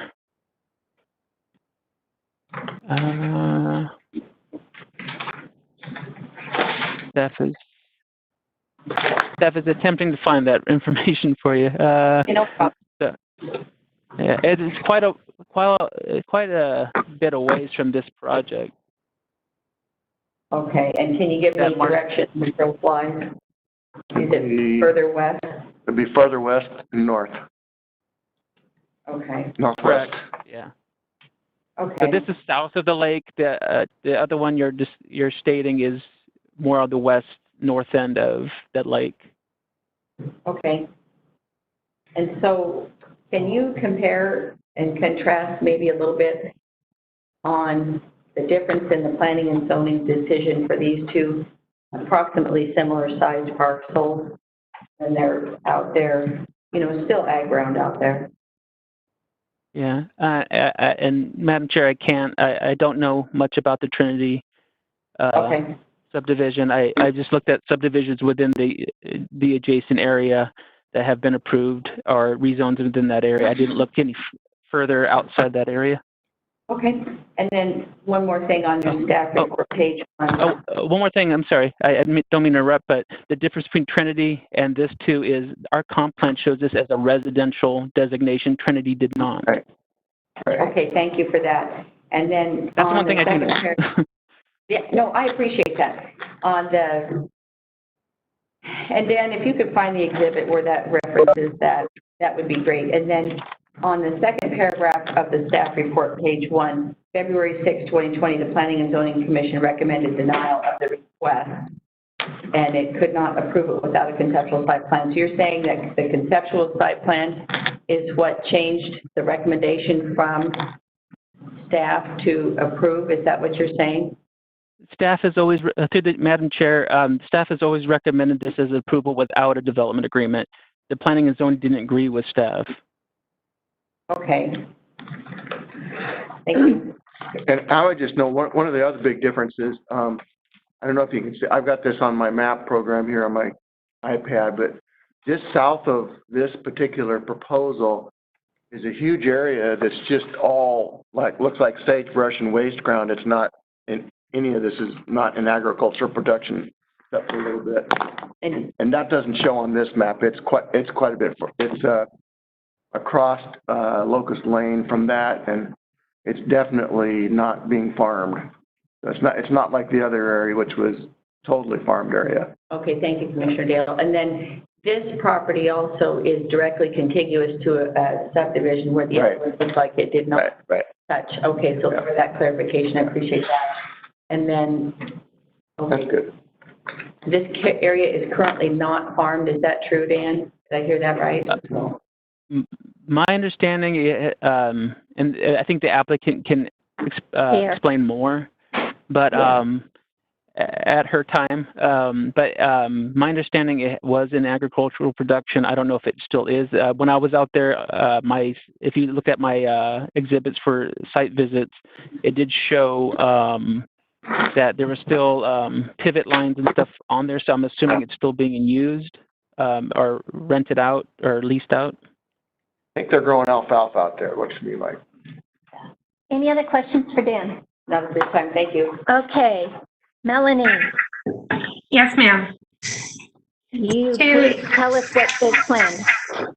To answer the question about the farmland, or, well, the property being used as farmland, it is no longer. The lease expired last year, August, and no plans to continue to grow anything on it at this time. Mr. had it in mint for a couple of years through a lease through a different farmer, and it is not being used at this time.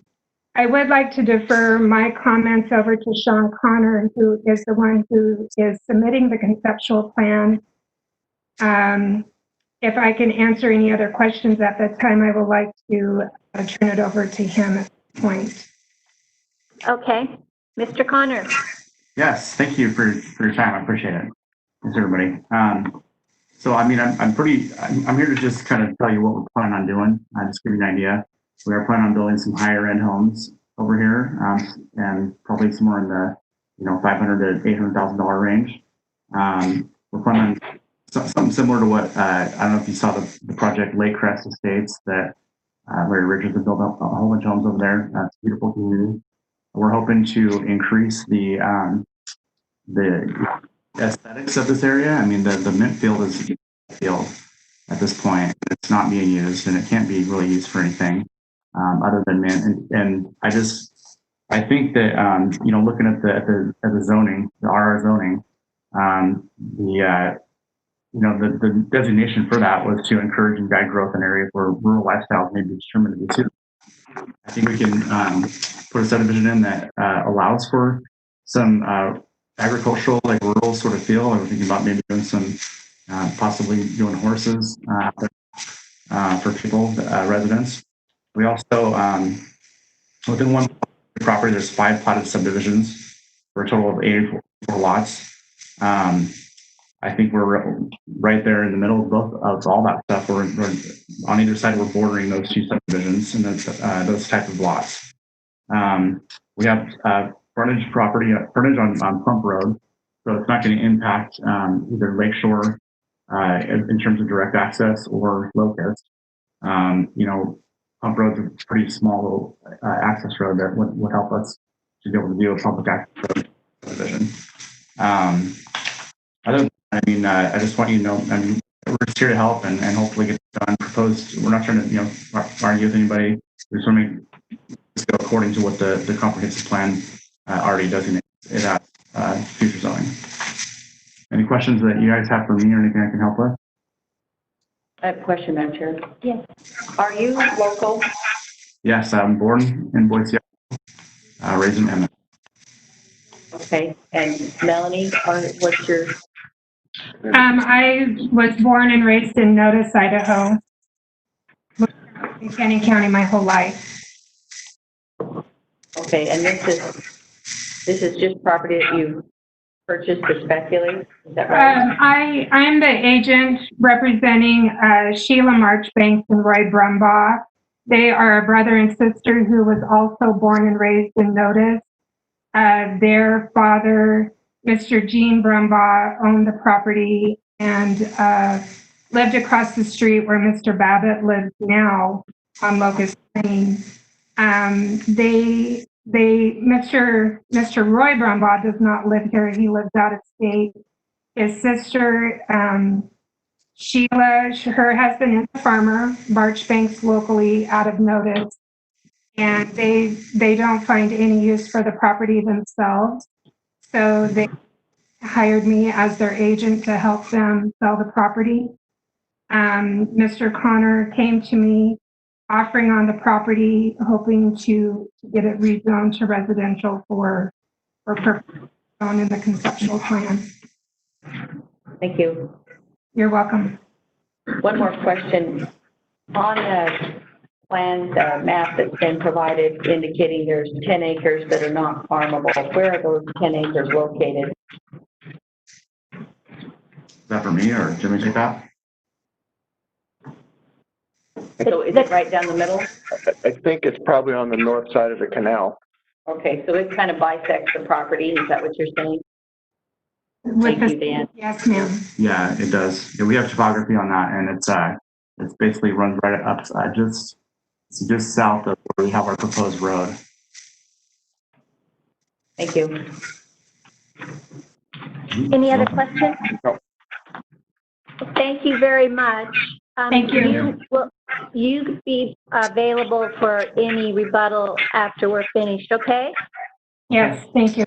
Thank you. Thank you. Matt Johnson, Commissioners, can you hear me okay? we can.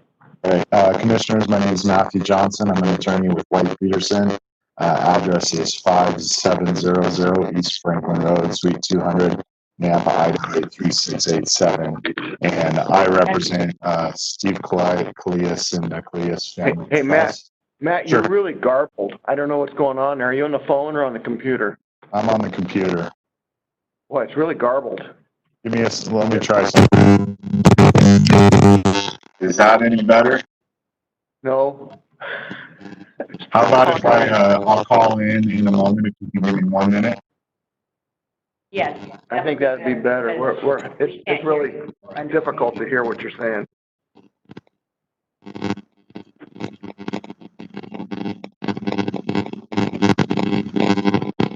Give me just a minute to find the information. I'll call in. If you want to go to others, no, this is first, I understand. Okay, Stephen Colias?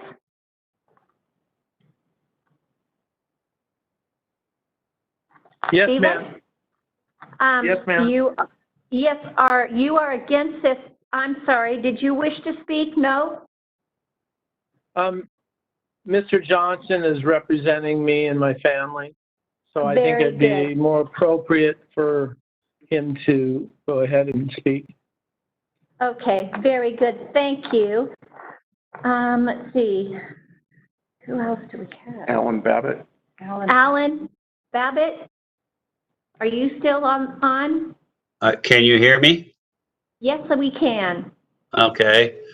Yes, I have some questions for it.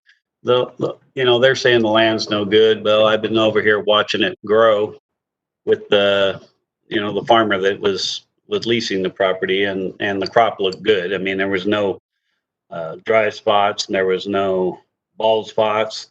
All the land is farmable. The thing that I mean, you guys are probably going to pass this anyway, but I think that if they're going to do this, they need to bring that mountain down, because we have people up here that have their views of the lake and things that bought their properties or their views and stuff like this. And there's high ground on the road, off the road, Locust Lane, that needs to be taken down. That dirt needs to be dispersed all over the property to level it down a little bit so it's not so steep. And I haven't heard anything that's saying that they're going to do any kind of dirt work or anything around there to lower that down, to get the houses down out of right in front of us. There's other things like that, but do you understand can you hear what I'm saying? Yes, we can. Thank you. And, they've already put their maps up, so it's like this is already a done deal. No, they that's got it out here for sale. We are having the public hearing, and because we wouldn't be having a public hearing if this was a done deal, Mr. Babbitt. So we appreciate you taking the time to make your voice heard on this. Does your wife wish to speak? Well, she's here. I just, what he said, we just don't want it to block our view. We enjoyed having the mint field across the street. We have an open view to the lake. And our home was reappraised just recently, and it was given value because of the view. So if homes are built up in front of us that block the view of the lake, that would devalue our home, and that is not fair. Madam Chair. Yes, Commissioner Van Beek. I'm looking at the photos that have been submitted with this packet and then what's on the screen. And your home is highlighted in there. It's photo number 3, but also, Dan, is that their property outlined in black that's south of that? Yes, it is. The little small, and the 10 acres around us, the home has now been built there. They aren't on the WebEx this morning, but there is another house sitting very near ours, and same would be for them. It would block their view as well if the homes are up very high and close to the road. Yeah.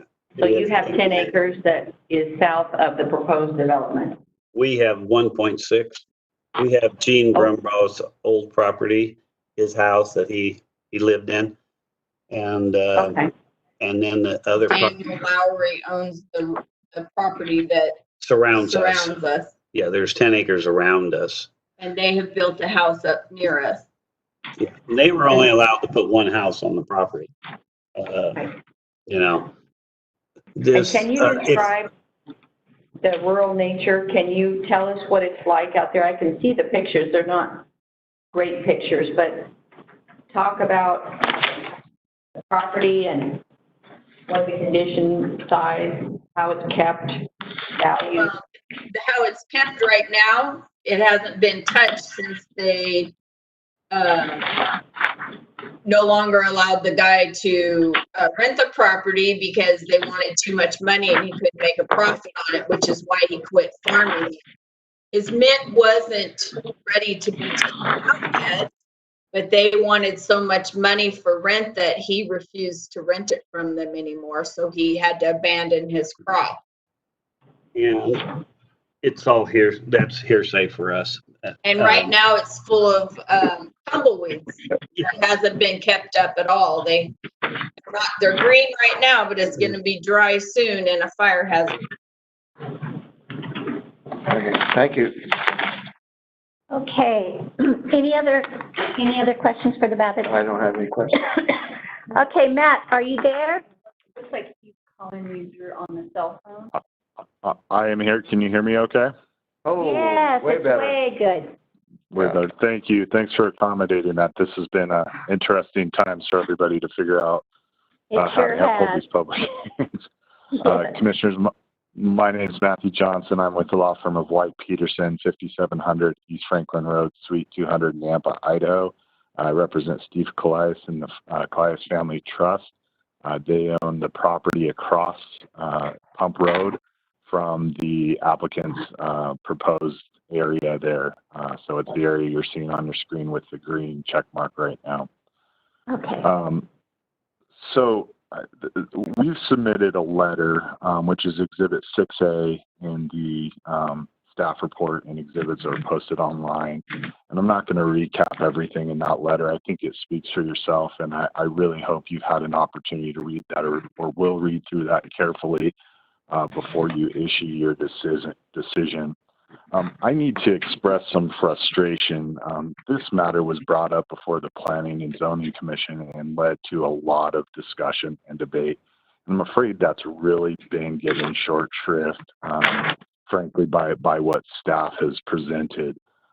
P&Z's concern was not simply that there just wasn't a conceptual plan. There were multiple other issues about whether this was appropriate to be changing the zoning of this land. One of those issues you've already been touching on somewhat, which is that this land is farmable and has been farmable. The only reason it's not currently being farmed is because of the actions of the property owners who are heirs to an estate who have made that difficult.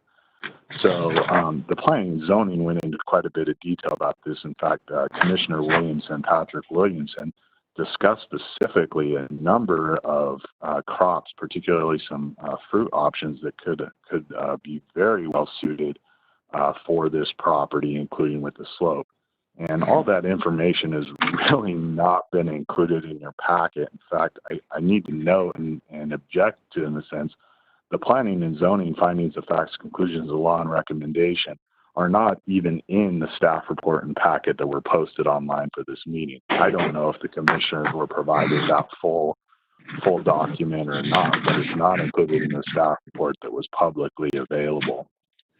The other part of this I need to object to is this is really sandbagging a development proposal. This was presented as a rezone with no plan of any type, and that's how it went through all of the P&Z process way back through the end of last year and early into this year.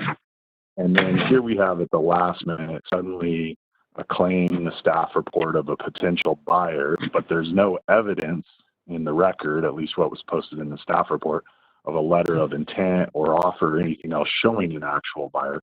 All you have is an email from the real estate agent saying, hey, here's a conceptual site plan. And it's, something that could have been drawn up on a napkin or as staff mentioned, may have been pulled from the last UP that expired.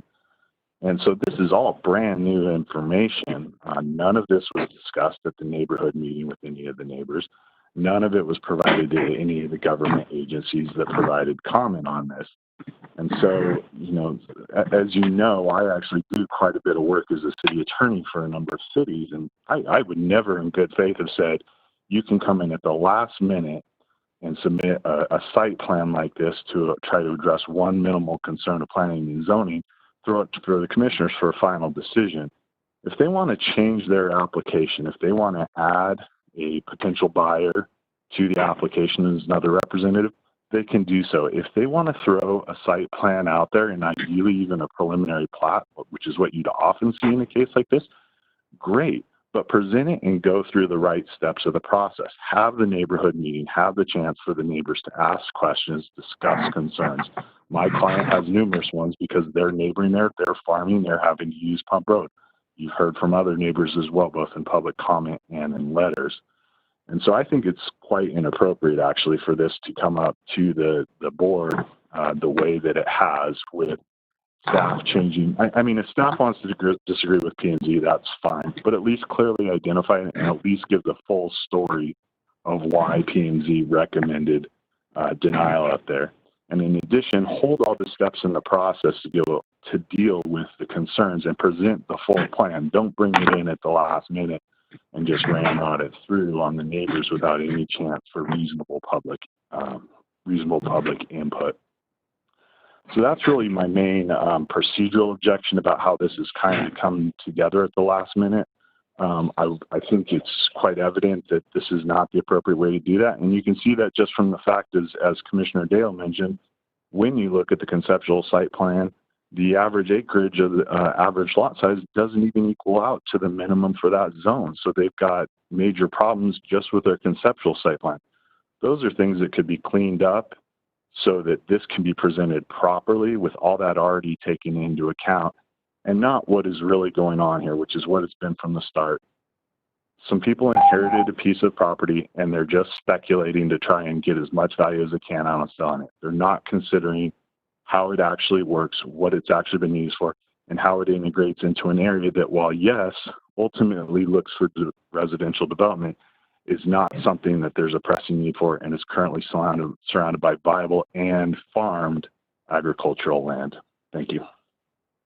Thank you. Any questions for Matt? Mr. Johnson. Madam Chair, I just wanted to say that I did read this, whether it's a brief or just his opinion on that. It's quite a comprehensive and a well put together. It's dated February 6, 2020. It's Exhibit 6A. I personally enjoyed that level of detail and articulation on the record. Thank you, Mr. Johnson. Thank you.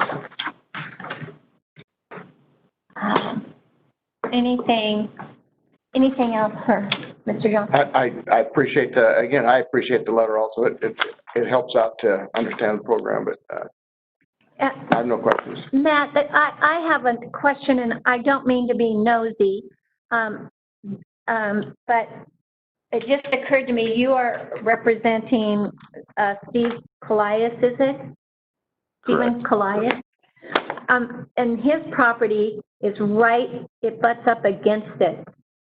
Is this something that he could absorb in his farming operation if it's preserved in ag? And that, I don't mean to be nosy, and I apologize to Mr. Colias if I'm asking the questions that are really too intrusive, but it's such a nice piece of ag property. Yeah, and Commissioner White, I believe that's within the realm of possibility. I don't know that there have been any concrete discussions about it because the heirs on inheriting this property basically immediately went to do away with the agricultural use, and so haven't really allowed for that option to be pursued. Is there more? Do you know, in talking with your client, is there more mint around this 30-acre piece? I don't know the answer to that. That's okay. That's okay. Yes. I just want to provide comment that just for the record, that mint is a high dollar crop requiring high inputs, so the viability of this ground to be productive in ag is obviously there, because otherwise they would not put those crops on that ground. I understand that. I know family from the Nampa Christian that lives in Mint, and yeah, it's quite and it smells so fabulous. Anyway, any more questions for Mr. Johnson? No, thanks. Okay, let me see if I've missed anybody. Monica, Steve, can we go back to the applicant? Did I miss somebody? Is there anybody else on the WebEx or phone wishing to speak?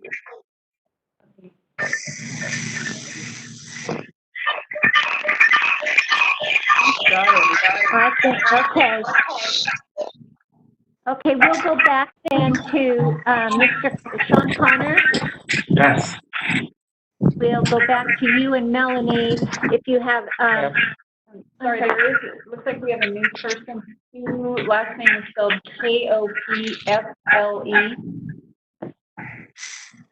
Kopfle. Looks like they're trying to. Oh, Sue? I don't think she quite got there yet, but she's trying. Sue? Late. And there's a call-in user, or that was Matt. Okay. Sue Koppel, are you there? Okay. Yes, perhaps if she's unable to join by audio, she could send a chat and indicate whether she's for, against, or would like to speak, and then perhaps exercise the same option as Mr. Johnson if she's having trouble getting in, just to recall. Can you tell where that noise is coming from? It's the applicant. Okay. Sue, and your last name is Kopfle. And if you can hear us, we can't get you on audio. I'll send her a message. We're sending you a message, and you can try phoning in or a different way. And we'll go back at this time to Melanie or Sean. It looks like Sue is just now connected her audio. Oh, she'll take her off. Just a second. Oh, Sue, are you there? Yes. Okay, wonderful. We'll go ahead and proceed. Are you for or against? And do you wish to speak to this hearing? Yes. We are the property right next door to the location. And can you hear me? Okay. And what is your name, sir? It's Robert and Sue Kopfle, K-O-P like Paul, F like Frank, L-E. Okay. So we did not get you that's the one. sworn in. And okay, we would like to swear you in and then hear your testimony. Robert Okay. Sue Kopfle, do you swear or affirm the testimony you give will be the truth, the whole truth, nothing but the truth? So help you God? Yes. Okay, thank you very much. Okay, is your testimony for this, against this, or neutral? Against. Okay, this is the time for us to hear what you have to say. Please, if you would go ahead now and put your name and address on the record, and we will listen to what you have to say. Thank you for joining us. Yes, thank you. We have two concerning issues. We don't have enough information about what this covenants of this development would be to know how it would affect our property values. And that's number two, and the most important one is our well is right next door to this property. And when they put the new well in for the addition down below us, it had bad effects on our well. And I'm really worried when they put another one in that our well is going to go dry or worse. Where are you located? Where are you? Are you to the, as you're looking at the lake, are you to the left or the right of the? We are the first lot. We are the first lot to the east, to the right from looking at the lake. So they're in the subdivision there. So you're in a subdivision. No, we're not in the subdivision. We're up at the top corner. We're in the, okay. We're in the top corner. I just saw some purple come up on our lot.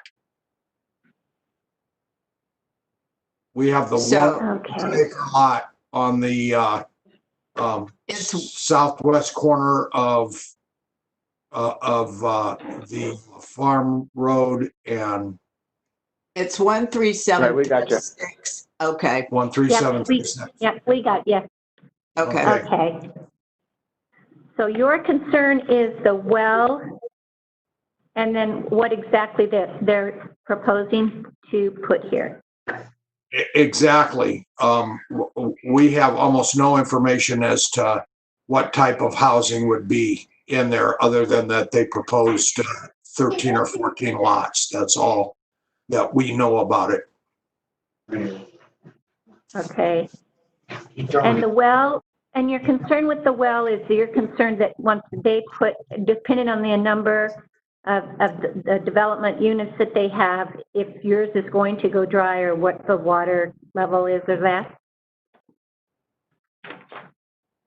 Exactly. exactly. Okay. When they put the subdivision in down below us, along the canal there, when those houses got occupied and they started going full stream, our well, which for 15 years was perfect water, now is full of sand.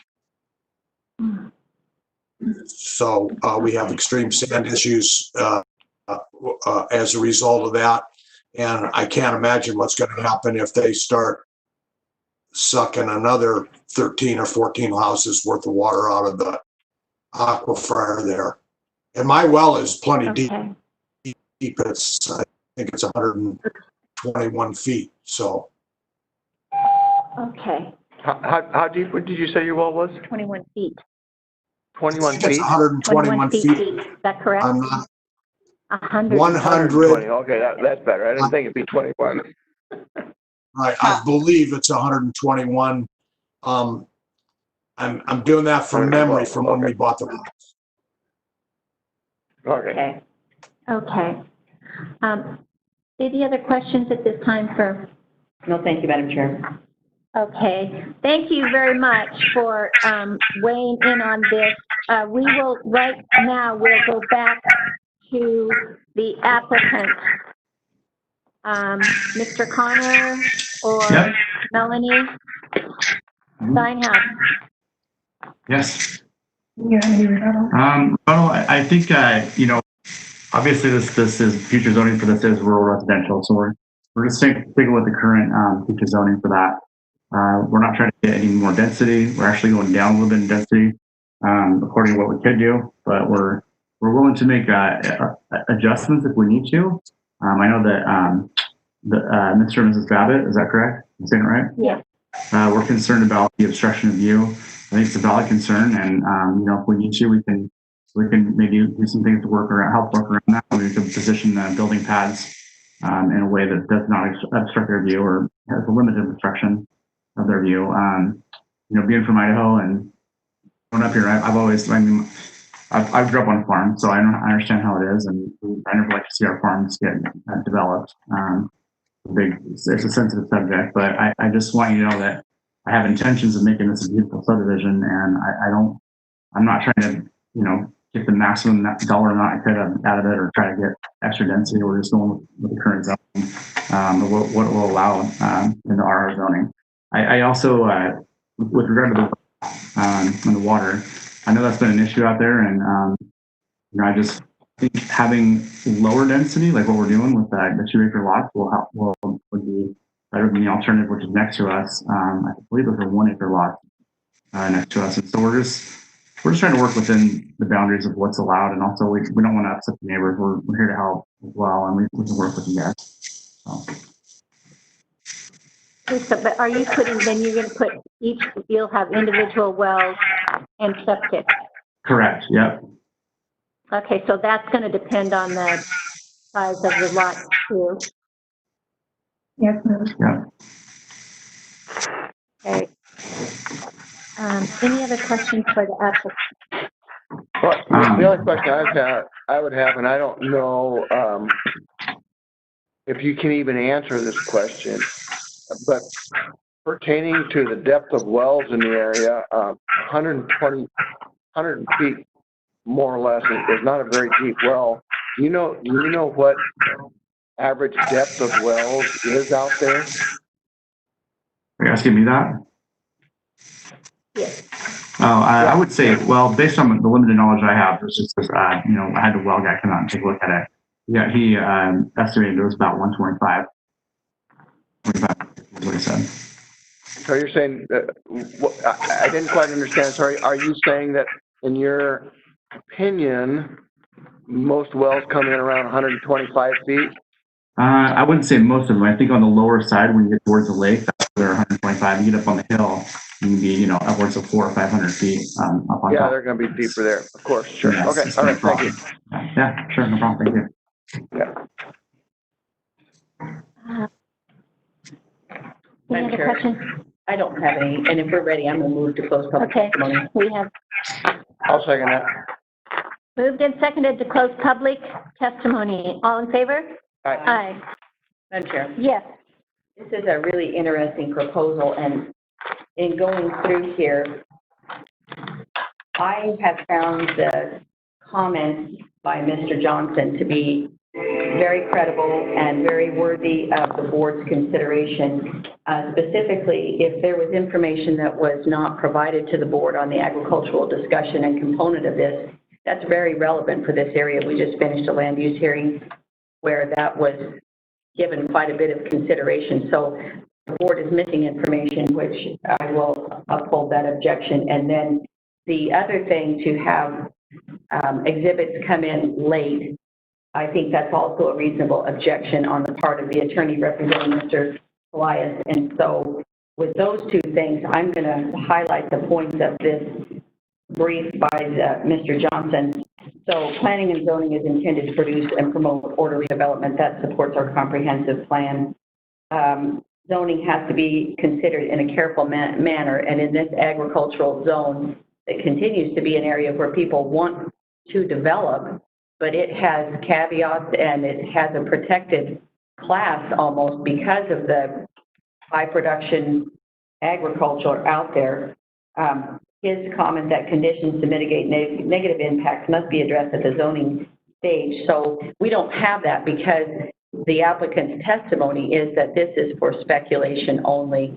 And so I cannot support something where I don't know what it is that we're approving. So I think that's a valid argument.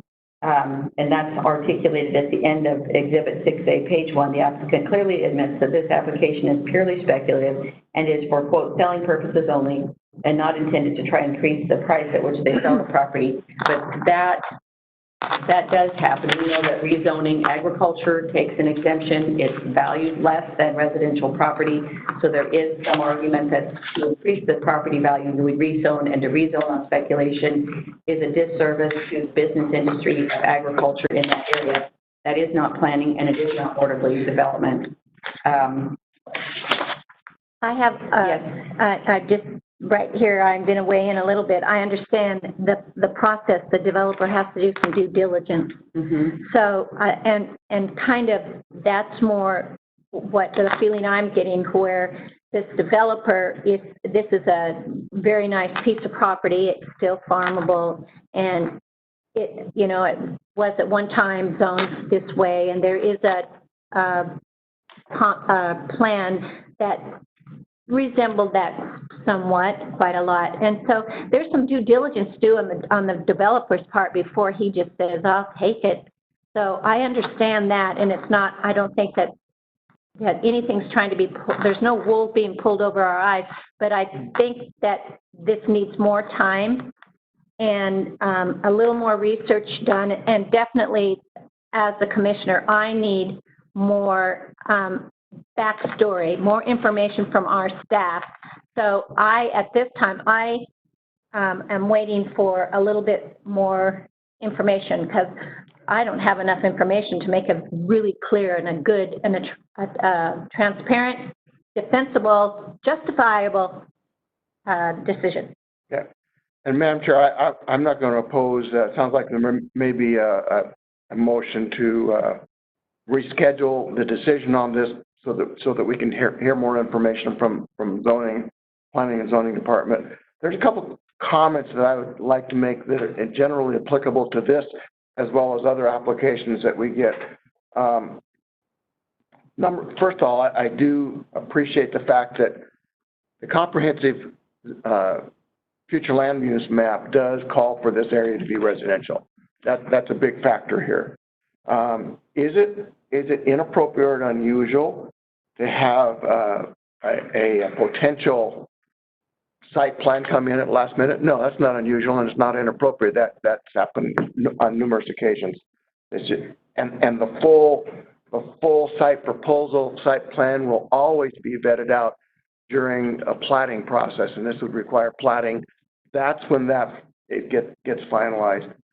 The questions that I have to ask is this designation appropriate for the area?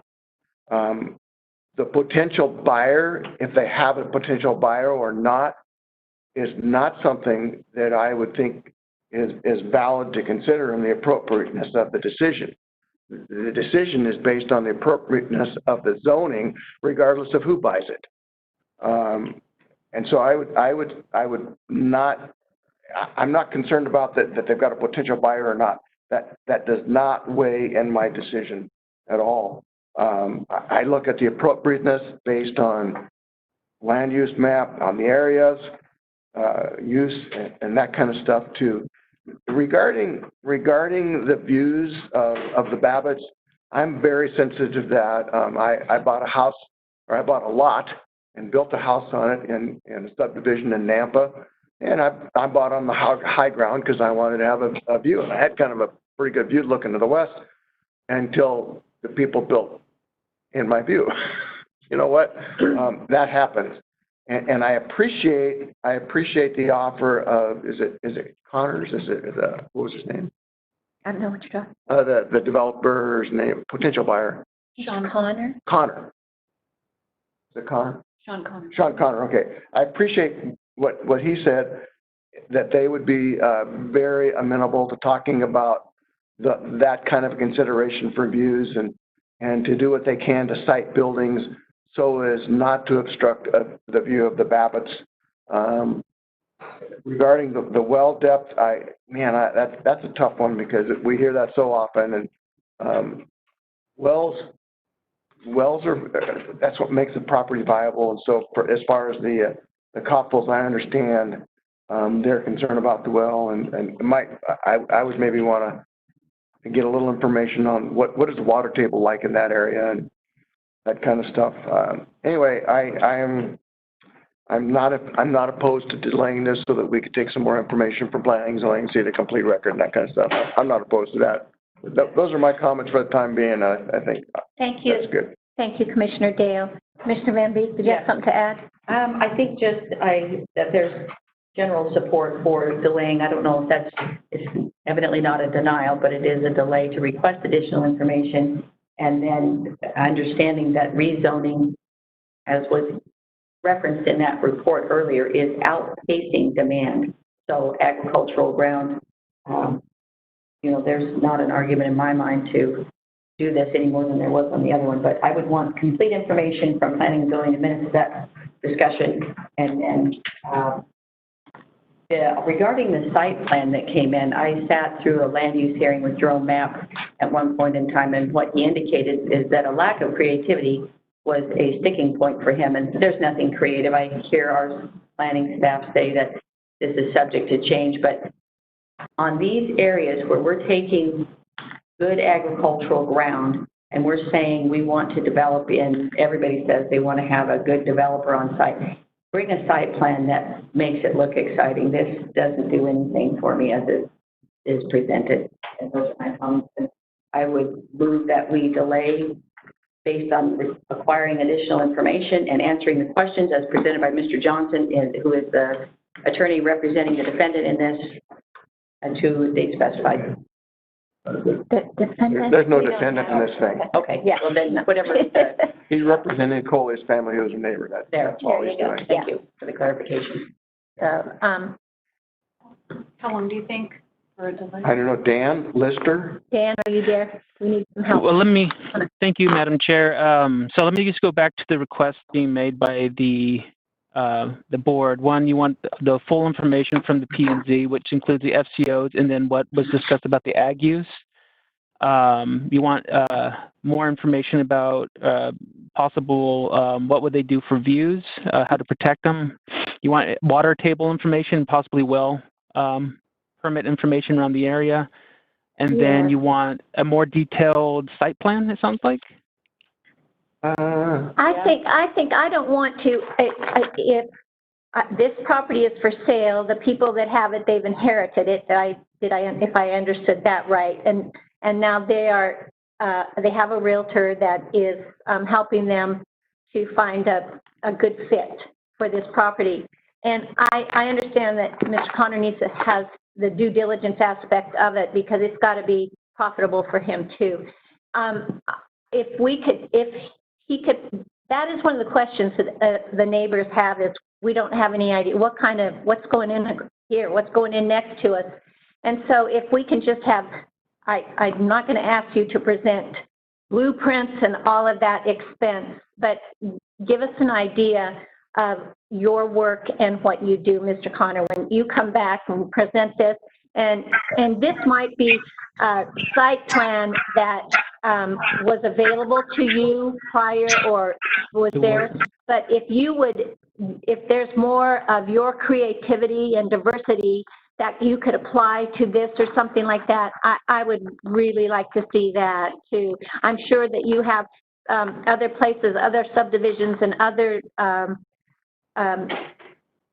jobs to show us. So bring your stuff and show us a little bit more of that, what you will put into this.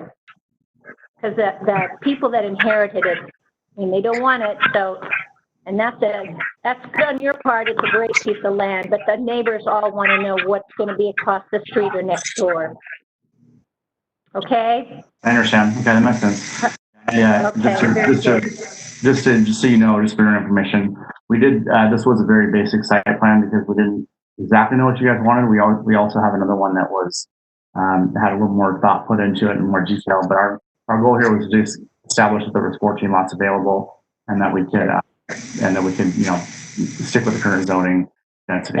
And that's a really good point, because we, as of right now, we haven't even established that there are 14 that available in the zoning that you're requesting. So you are going to have to take another look. So how much time, Dan? What do you think? And Mr. Connor, what do you think in time? Do you need 1 week? Do you need 2? You need a month? What do you need? I mean, I think a couple of weeks should be sufficient. I think 2 weeks would be fine. Mr. Babbitt wanted to ask another question. I told him testimony was closed, but you can probably see on your screen. I don't know how you handle that when Yeah, that we've closed public testimony, right? So we're just discussing where we're going to reschedule this to get more information. Okay, so a couple of weeks, let me take a look and see what you've got. 2 weeks from today is June 22nd. That is the start of Board of Equalization for 3 weeks. So,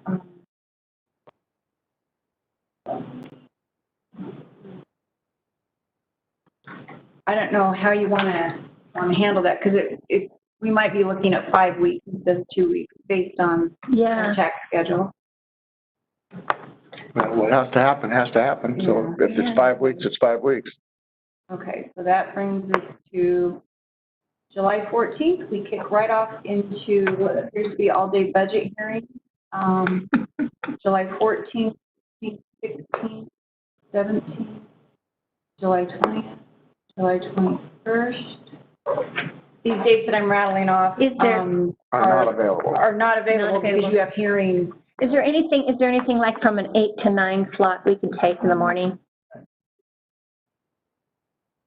What about, we could do Friday, July 24th. We could go 8:30 to 9:30. We could remove the legal staff update that day. Friday, July 24th at 8:30 in the morning.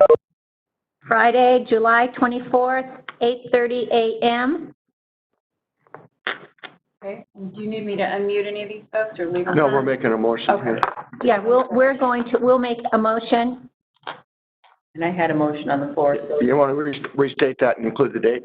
yes, I will. Thank you, Commissioner Dale. So I move that we continue this discussion to a date of July 24th at 8:30 a.m. to request additional information. I'll second that with the caveat that I think Dan Lister and also Mr. Connor have a good idea of what kind of information is being asked for. So yes, that's been discussed, and that's part of the expectation. Okay, moved and seconded to go to Friday, the 24th at 8:30. All in favor? Aye. Aye. Very good. And Dan, you understand, and I think you came through loud and clear on that. Yes. And Mr. Connor understands too, so we're good. Thank you, all of you, for your patience. Thank you for taking the time out to be a part of this discussion and this decision. And on the 24th, we'll be back. Thank you. That concludes this meeting.